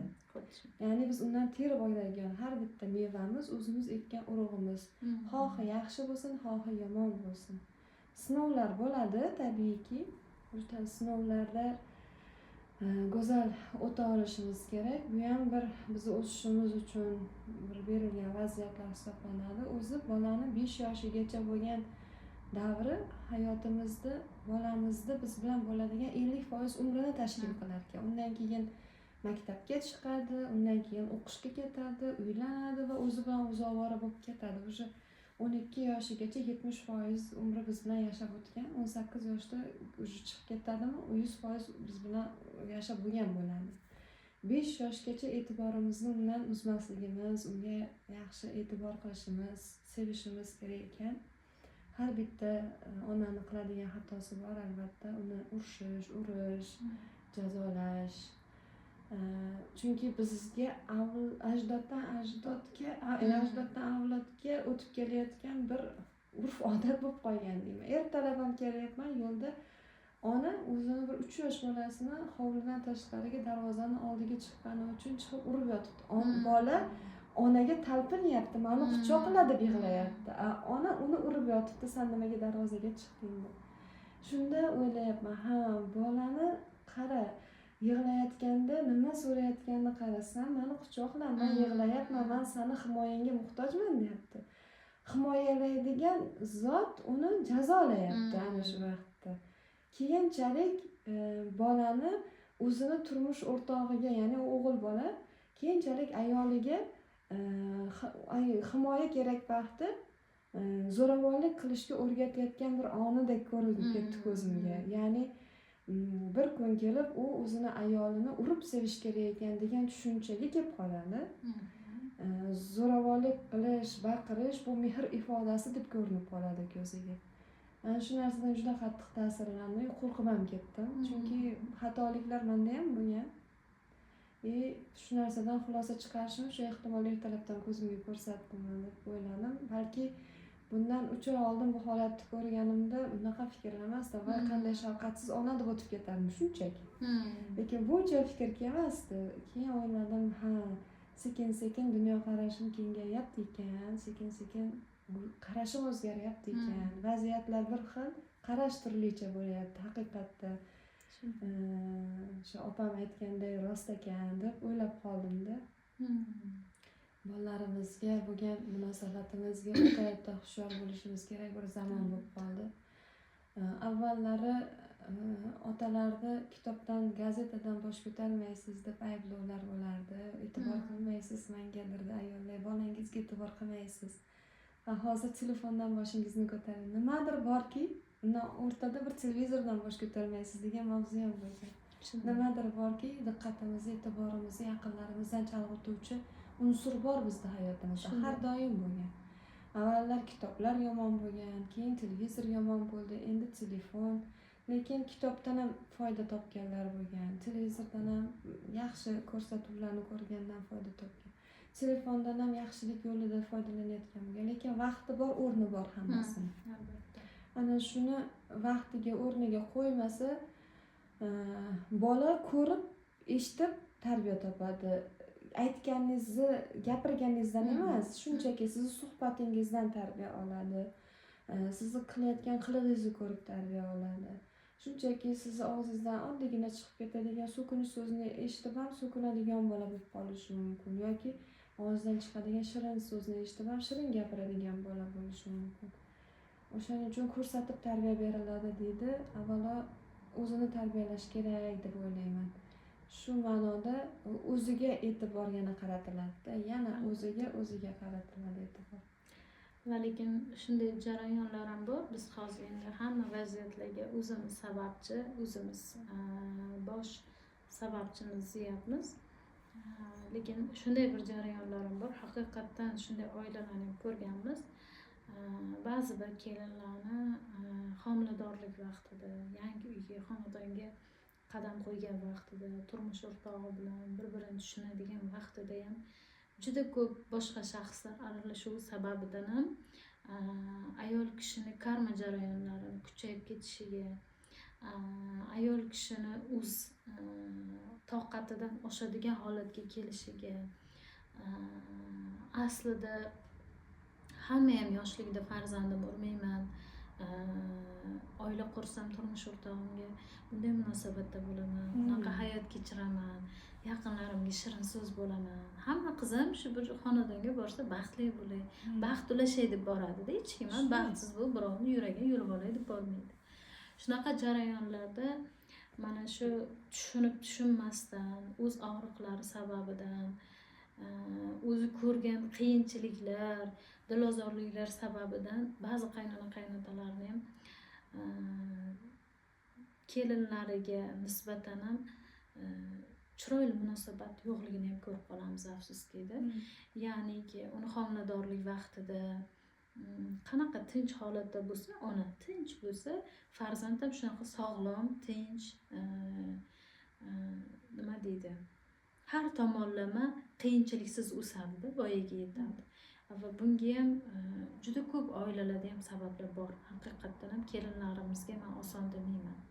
Kelinlarimiz misol qishloq hayotiga olib qaraganda, o'zim ham qishloqqa shanba kunlar borganimda rostdan ham o'zbek ayollariga juda qiyin deb kelaman. Chunki bu yerda o'zim uchun yuzim uxotiga ajratadigan narsalarim bor, ishlatadigan, har kuni yuz parvarishi bilan shug'ullanadigan narsalarim bilan shug'ullansam, kitob o'qib ilm olsam, o'zim ustimda ishlasam, qishloqqa borganimda vaqt topolmay qolaman. Ba'zida agar vaqt paydo bo'lib qolmasa, nimadir vaziyatlar bilan, asosan uy yumushlari, qaynona-qaynota xizmati, farzandlar o'tib ketadi-da. Ayol kishini vaqti pishir, kuydir, ovqat, non, yana qaysidir ishlar, baribir qishloqda ish ko'p deyman-da. Va shu sababidan ham har safar borganimda aytaman, o'zbek ayoliga o'zini ustida ishlash juda qiyin. Juda ham qiyin. Va bunda iltimos qilgan bo'lar edim qaynona-qaynotalarimizdan, turmush o'rtoqlaridan ma'lum bir muddat vaqt berishlarini, o'zini ustida ishlashi uchun, hech bo'lmasa onlayn tarzda bo'lsa ham-da, offlayn bora olmasa ham yoki borib o'qiy olmasa ham, imkoniyati yetmasa, bolasi yosh bo'lsa, hech bo'lmaganda o'zini ustida ishlashiga sharoit, imkoniyat yaratib bersa, menimcha o'ylaymanki, har qanday kelin buni qiymatini, qadrini biladi. Har qanday kelin buni unutmaydi. Va o'sha bizani o'zbeklar, turmush o'rtoqlarimiz o'ylaydigan darajadagi bizni ongimiz faqat tashqi olami ta'siriga og'ib ketadigan ong deb o'ylamayman-da. Hammani ham o'zini mustaqil fikri, yaqinlarini ko'rsatib o'tirgan yaxshi munosabatidan oladigan darsi bo'ladi-da.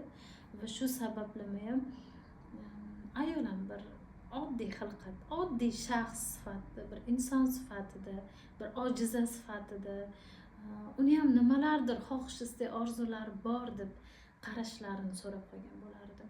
U narsaga biz muhtoj emasmiz, Xurshida.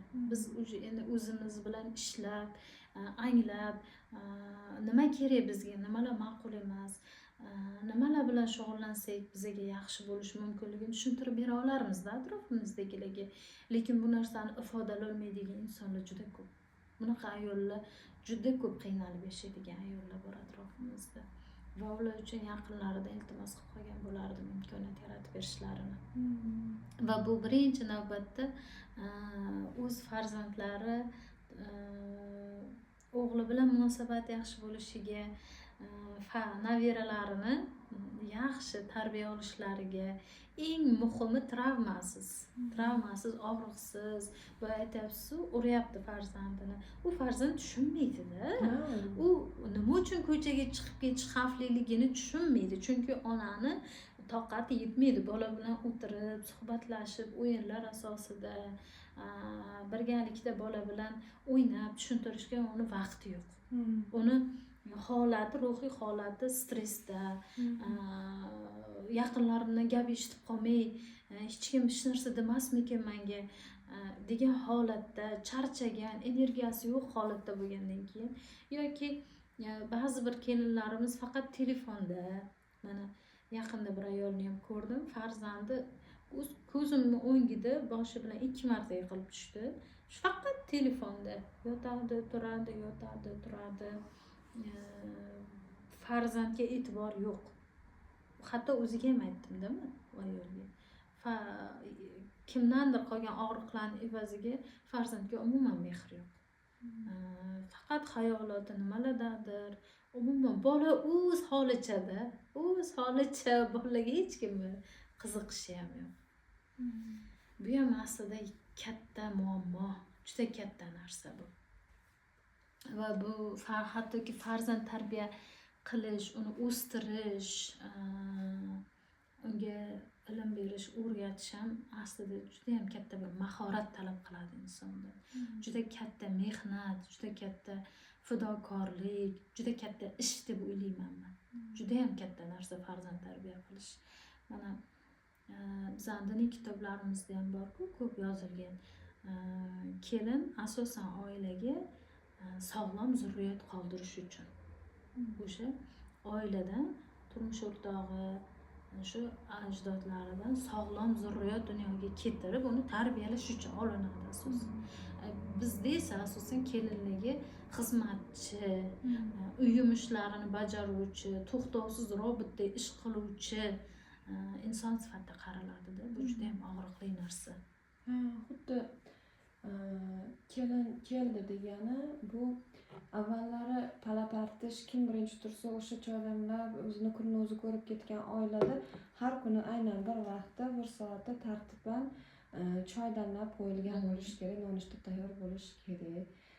Kelin keldi deganda bu avvallari betartib turgan uying ideal tartibli turishi kerak. Nimadir yetib tursa bo'ldi, shu kelin yomon. Kelin keldi degani bo'ldi. Shu avvallari uyda hamma gap ochiqcha gapirilgan bo'lsa, endi shivir-shivirlar bilan yashirib gapirilishi kerak. Xuddi uyda bir shpion bordek-da.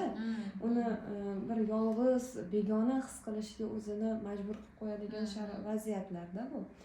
Kelin keldi degani bu masalan oldinlari bir haftada bir marta yuviladigan kirlar endi har kun yoki kunora yuvilishi kerak, turmaslik kerak.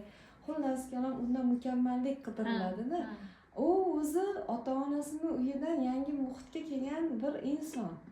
U bir mehrni ichidan, mehrni bulog'idan chiqib kelgan odam. Atrofida shu turmush o'rtog'iga mehri bor, qolganlar bilan tanishyapti endi. Kattalar katta bo'lib mehr beraman demaydi-da, men endi qaynonaman, men endi qaynotaman deb o'zini bir niqobini kiyadi. Ya'ni otasi onasidek bo'lmayman baribir, u menga qilsin deydi. Kelin bo'lsa qanday qilaman, yoqmasa-chi bu gaplarim, qanday qabul qilar ekan deb ikkilanib, ichidagini chiqarolmay o'tiradi. Ularning ko'zicha bu sovuq ko'rinadi, muomala qilishni bilmaydi deb ko'rinadi. Borib gapiraversa, yaltoqlanib qolyapti, bizga yaxshi ko'rinish uchun qilyapti, tilimizni qisish uchun qilyapti degan gaplarni gapiradi. Endi shu vaziyatda kattalar kattaday bo'lib, uni to'g'ri xatolariga ko'z yumib, to'g'ri ishlarini maqtab, bir ovqati shirin chiqsa, juda shirin qilibsan, ovqatda kamchilik bo'lsa, sekingina mana shu joyda bunday bo'pti-yu, keyingi safarga e'tibor qilib qo'yasiz deb o'ziga, hammani ichida emas, o'ziga aytib qo'yilsa, shunda bir-birini qo'llab-quvvatlash bo'ladi-da. Shunda bu ayol haqiqiy oila a'zosidek kirishib keta oladi. Uni qo'llab-quvvatlash kerak bo'lgan momentda yakkalatib qo'yish jarayonlari amalga oshiriladi. Faqat ish qilish kerak bo'lsa chaqiriladi, faqat bir nima kerak bo'lsa o'sha chaqiriladi. Ba'zi vaqtlarda ko'riladiki, yaxshi bir taom yeyilayotgan paytda kelin sochiq olib kelish bilan qoshiq olib kelish bilan qarasa o'sha hammadan qolgan ovqatdan yeyish kerak bo'lib qoladi. Ya'ni o'tirib bir nafasda birga yeymiz degan narsa yo'q. Yoki bo'lmasam yaxshi narsalar farzandlarga, o'z farzandlariga-yu kelinga bo'laveradi degan narsalar olib kelinishi kelinni xafa qiladi. Chunki uning ichida nafrat paydo qilishiga sabab bo'ladi, norozilikka sabab bo'ladi. Chunki u ham eng sara narsalar xonadonida kiyib kelgan. Endi muxtasar qilib aytsam, kelin och qolganidan, yupinsiz, boshpanasiz qolganidan, kiyimsiz qolganidan birov xonadoniga bormaydi. Shu xonadonni erkagini zurriyodini ko'payishiga xizmat qilaman. Shu erkakni, shu oilada katta bo'lgan erkakni kelajakdagi xizmatini qilib, shuni roziligini olib, bir keyin rozi qilsam jannatga tushaman degan bir yaxshi niyatlar bilan shu xonadonga baraka olib kelaman, shu xonadonga bir qiz bo'lib kiraman degan niyat bilan qadam bosadi. Faqat o'shandagi tushunmasliklar, yolg'iz qoldirishliklar, uni ichida nafratlar, uni ichida noroziliklar tug'diradi-da, keyin o'zaro tushunmovchiliklar, yoqtirmasliklar paydo bo'ladi. Qo'llab-quvvatlangan xonadonlar ham juda ko'p. Men xonadonim ham qo'llab-quvvatlaydigan xonadonlar. Men ko'p xato qilganman. Umuman, masalan, oshxona ishiga aralashmagan qiz bo'lganman. Erinmasdan hammasini qaynonam o'rgatganlar. Umrlari uzoq bo'lsin. Lekin juda ham sabr, toqatli ayol. O'ylayman, men ham shunaqa qaynona bo'la olarmikinman? Qaynonangiz o'zi bilasiz. Sabr, toqat bilan o'rgata olarmikinman? Hozir gapirish menga ham oson, chunki men hozir kelin rolidaman-da. Kelajakda qaynona roliga o'tadigan bo'lsam, Allohdan so'rayman, mana shunaqa narsaga ro'para qilib qo'ymasin, ya'ni kibrga berilib qolishga ro'para qilib qo'ymasin, insoniylik chegarasidan chiqishga nima qilib qo'ymasin. Aslida shu ota-ona qarib qolgandan keyin shu uyda katta bo'lgan bir erkakka ona endi xizmatini qilishga og'rinib yoki bir joyi og'rib qolgani uchun ham ota-onaga ham shu yigitga qaragani bir ayol yaratilgan bu, shularga g'amxo'rlik qiladi. Onasiga, otasiga qarasa savob oladi, erini rozi qilsa jannatiy bo'ladi deydi. Shu chevarda Allohim hamma narsani hisob-kitobini qilib qo'ygan. Uni ham lekin hurmatini qilish kerak. Ya'ni bitta mashinani haydasangiz, uni haydash uchun unga gaz qo'yasiz, unga benzin qo'yasiz, uni har doim moyka qilib turasiz, unga chexol kiydirasiz. Qirilib qolsa qancha ichingiz achiydi. U xotin ham shunday narsa-da. Uni go'zal yurishi uchun unga uhud kerak, unga yaxshi taom kerak. Yoki taom pishirish uchun yaxshi mahsulotlar kerak, shirin so'zlar kerak, e'tibor kerak. Shunchaki, masalan, ko'chadan bitta qo'shnini bog'idan gul olib ham olib borsangiz ham xursand bo'laveradi. Bir bekat gul olganda xursand bo'laveradi. Oddiy rayhonni qulog'iga taqib qo'ysangiz ham xursand bo'ladi. Shuni erim berdi, gulni ichiga, kitob ichiga gulni solib asrab qo'yadi, quritib joyi kelsalar. Shunchalik ko'ngli arzimagan narsaga ko'tariladigan ayoldan murakkablik talab qilishadi-da. Unday balki bahamjihat ish qilsa osonroq kechar shu vaziyatda. Hamma o'tirib kino ko'rsa, bitta kelin o'zi ish qilaversa, bu ham og'ir botadi. Men nima faqat xizmatkormanmi deydi. Unga ham inson nazari bilan qarab, inson deb qabul qilish kerak. Majbur emas kelin deyman. Hamma narsani o'zining ukasi. Biz qilganmiz, bizga ham qilsin. To'g'ri, siz qilgansiz. Siz chunki shu narsaga rozi bo'lgansiz. Siz o'zingiz qabul qilgansiz, shu narsani qilaman deb yelkangizga olgansiz. Lekin bu kelin balki yelkasiga olmagandir bu narsani. Balki u o'zini vazifasi o'laroq ish qilishni xohlar. Qolgan vaqtni sizni avlodingizni yaxshi davomchilari bo'lishi uchun, ularni tarbiyalash uchun, sarflash uchun ilmli bo'lishni xohlar. Balki uni vazifasi boshqachadir. Ayni sizni hayotiy yo'lingizni bosib o'tish uchun kelmagandir, u o'zini hayot yo'li bordir uni. Ana shu nuqtai nazardan ham bir e'tibor qilib qarash kerak, uni qo'llab-quvvatlash kerak. Yana bir tushunmaydigan tomonim bor-da. Qaynanalarda doimiy kelishmovchilikda yuradigan o'g'li va kelinini murosaga keltirish uchun harakat qilishadi. kun keladi, ular murosaga keladi, yaxshi bo'ladi. Sizlar tinch yashasanglar bo'ldi, nima desanglar xo'p deydi. Va murosada yashayotganini ko'rib turib, endi sekin-sekin luqma tashlab qo'yadi. Xotining unday qildi, xotining bunday qildi, xotining unday qilmadi, bunday aytsam qilmadi. Shu qilsa qilar, qilolmasa qilmas. O'zi endi tinch yashayotgan ro'zg'orda yana nima qilib, bezovta qilib nima keragi bor? Muhimi shu ikkita juft bir-biri bilan ahil-inoq yashasa. Shular farzandlarini eson-omon yaxshi katta qilsa, avlodi davom etsa, shuni o'zi katta baxt emasmi? Bitta qilinmagan ish ertaga qilinar. Ertaga qilinmasa, umuman shu kelin qilolmasa, boshqa birov qilar shu ishni. Bir kun boshqa birov qilsa hech narsa qilmaydi. Ya'ni o'zi qilsin demayman, balki boshqa bir vaziyatda bo'lgandir. Imkoniyati bo'lmagandir. Shuni ham masalan ko'niga sig'mas shunaqa narsa qilib, deylik, bir uyda yig'ishtirish kerak bo'lsa, yig'ishtira olmay mazasi bo'lmagani uchun yotib qolgan bo'lsa, shuni ayblash kerak emasdir, balki u ertaga dam olib turib, charchagandir shunchaki, dam olib turib shu ishni ertaga qilib qo'yar. Nima bo'lsa ham shuni qilyapti-ku. Shu sizga o'zingiz qilib oling deb aytmasa, gap qaytarmasa, shunchaki o'zini vaziyatini tushuntirsa va tushunilsa, shunda o'zi nimaga bir tinch hayotga keladi deb o'ylayman. Bunda qaynonalarning ikkita sabab bor deb o'ylayman. Kelinlariga bunaqa munosabat qilishlarini. Birinchi sababiyati bu o'zlari turmush hayot davomida shunaqa e'tibor ko'rmaganligi.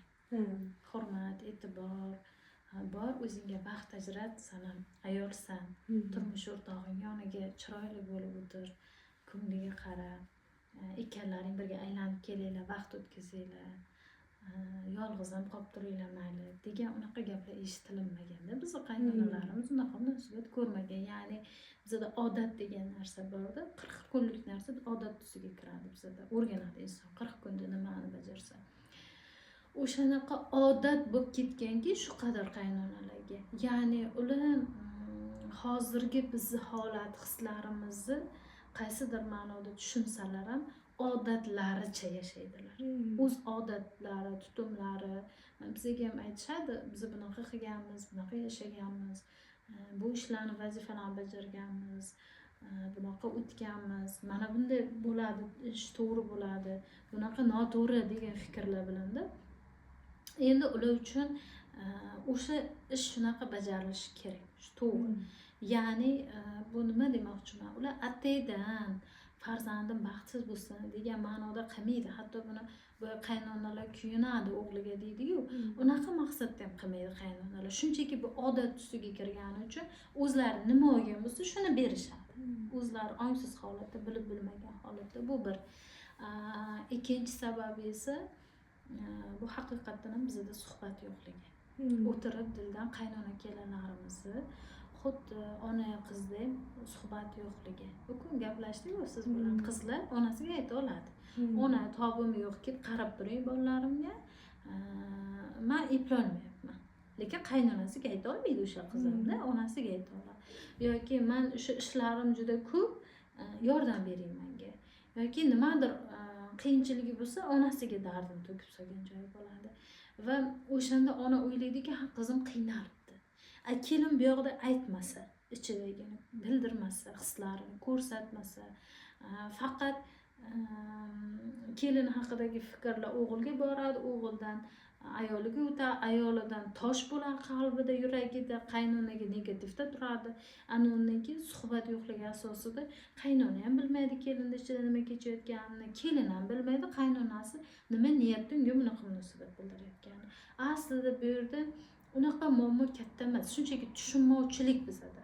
Mana men asosan hozir qaynonam bilan turmush o'rtog'im orqali, hatto qaynotam bilan ham turmush o'rtog'im orqali gaplashmayman. To'g'ridan to'g'ri o'zaro suhbat, to'g'ridan to'g'ri o'zaro bir-birimizga ifodalab berish, hislarimizni qo'rquvsiz tushuntirib berish, nima xohlashimizni yoki charchadikmi, dam olgimiz keldimi, bolamiz kasalmi, nima holat kechayotgan bo'lsa, hammasini qaynona qaynota bilan ochiqcha gaplashish. Mana hozir vaynlarim chiqib ketdi-yu, bilsangiz agar bor xotiningga ayt, qumli suvda cho'miltirsin bolani yaxshi bo'ladi desa, boya ayoli yo'q, cho'miltirmaymiz, infeksiya tushadi deydi-yu. Oxiri bir-biringlar bilan gaplashib olinglar-da, jonimga tegdinglar degan joylari ham bor-da. Haqiqatdan ham shu o'tirib birga gaplashib olsa, shu bitta murosaga kelinadi. Bitta fikr aytilinadi. Bu degani qaynonalar baribir yoshlari ulug', ular ko'p narsada tajribalari bor, ko'p hayot kechirishganligi sababli men o'ylaymanki, kelinlar birinchi qadam tashlashi kerak. Birinchi qadamni tashlab past bo'lib, kelib qaynona oilalar bilan gaplashib, nima xohlayapti, nima istayapti, hammasi ochiq-oydin gapirsa, har qanday qaynona kelinini tarafini oladi, kelinini tushunadi va unga ruxsat beradi. O'sha oilada men o'ylaymanki, kelinlar himoyachisi bu qaynonasi. Chunki u ayolda, ayol baribir ayolning holatini tushunadi. Men o'sha holatni o'z qaynonasidan ko'rmagan bo'lsa ham, u hislarni, kelinini tushunadi. U ham juda vahshiy inson emasda. Faqat kelinlarni o'zi ham shunaqa bo'lib ketgan. Hozir qaynonalarga ishonmaydi. O'z onasidek ko'rib ayta olmaydi ichidagi hislarini. Meni yomon ko'rib qolsachi, men haqimda noto'g'ri o'ylasachi, keyin aytsachi kimgadir, yomon kelin bo'lib qolsamchi deb qo'rqishadi. Shuning uchun faqat eng yaxshi praktika ustoz bizga o'rgatishadi, suhbatlashish, gaplashib olish, o'zaro bir-birini ichki holatini bir-biriga ifodalab tushuntirib berish. Qanaqa qaynona bo'lishidan qat'iy nazar, nechta klient bilan ishlagan bo'lsam, asosan 70-80% klientlarda, ayol qizlarda qaynonasi bilan borib munosabat sekin-sekin yaxshilanib, qaynonasi bilan dardlashib, qaynonasini tushunib, og'riqlarini, qiyinchiliklarini, qaynonasini tan olib, o'sha uyning generali, o'sha uyning eng ustuni ayoli ekanligini, o'zi qaynonasidek baribir bo'lolmasligini hissini berganda, qaynona yondashganda kelinlarini bag'riga olgan, qizidek, farzandidek yaqin ko'rib, faqat o'g'lini farzandini emas, unaqa ko'tarib kelininiga ham farzanddek munosabatda bo'la boshlaganda va bu yechim bo'ladi deb o'ylayman. Mana shu ikkita sabab yuzasidan bizda juda ko'p qiyinchiliklar bo'lar bo'lmas sabablar. Keyin kelinlar chiqadi, qaynonam yomon, kimnidir qaynonasi yaxshi, kimnidir qaynonasi chiqadida kelinim yomon, kimnidir kelini yaxshi, lekin u bilan borib yashab ko'rmadik-ku. U bilan borib yashab, birga hayot kechirib, uni nima kamchiligi bor? Chunki ko'chaga biz har doim yaxshi holatda chiqamiz. Chiroyli ko'chaga yomon gapirmaymiz chiqib birovga.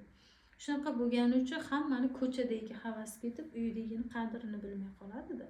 Agar uyingizdagini, agar javohirligini, naqadar yaxshi insonligini qadriga yetganda inson juda ko'p muammolar hayotimizda bo'lmasdi. Hatto ajrimlar ham ko'paymasdi deb o'ylayman-da. Chunki hozir erkaklar ham ikki o'rtada qolib ketgan. Ona otasini aytganini qilishi bilmaydi, ayoliga qarashi bilmaydi, tarafini olib uni nima holat kechyapti, yordam qilishga hayron, qaysi tomonda ushlashga hayronda. Bu vaziyatda men o'ylayman, erkakligi juda qiyin bo'lib ketdi. Ayollardan ham erkaklar o'rtada sarsonda. Oxiri ikkalasini yuzlashtirib gaplashtirish eng muhimi. Shunday. Bugungi efirimiz siz bilan asosan shunaqa intervyu shaklida ketdi. Unaqa coaching holatda o'tolmadik. O'zi vaqtimiz ham tugab qoldi. Nasib Xudo xohlasa, yana siz bilan ertaga coaching holatda ishlaymiz. Bugungi suhbat uchun, rozi bo'lganingiz uchun, kimgadir manfaatli, foydali bo'lishiga, chunki hali hech kim rozi bo'lmadi-da. Hatto ovozim ham tushmasin mayli. Endi to'g'ri tushunaman. Ularni ham hayotida qanaqa jarayon, nima kechyapti. Hali sekin kelishadi va bu jarayonda rozi bo'lganingizdan, insonlar uchun nimadir berishga tayyor bo'lganingizdan juda xursand bo'ldim. Kattakon rahmat sizga. Natijalaringizdan xursand bo'ldim. Yana ham chiroyli natijalar tilayman. Juda go'zal anglashlar tilayman, Xudo xohlasa. Hali siz bilan davom etamiz. Yana ochiq intervyular qilamiz degan umiddaman. Xudo xohlasa. Kattakon rahmat. Sizga rahmat. Rahmat, sog' bo'ling.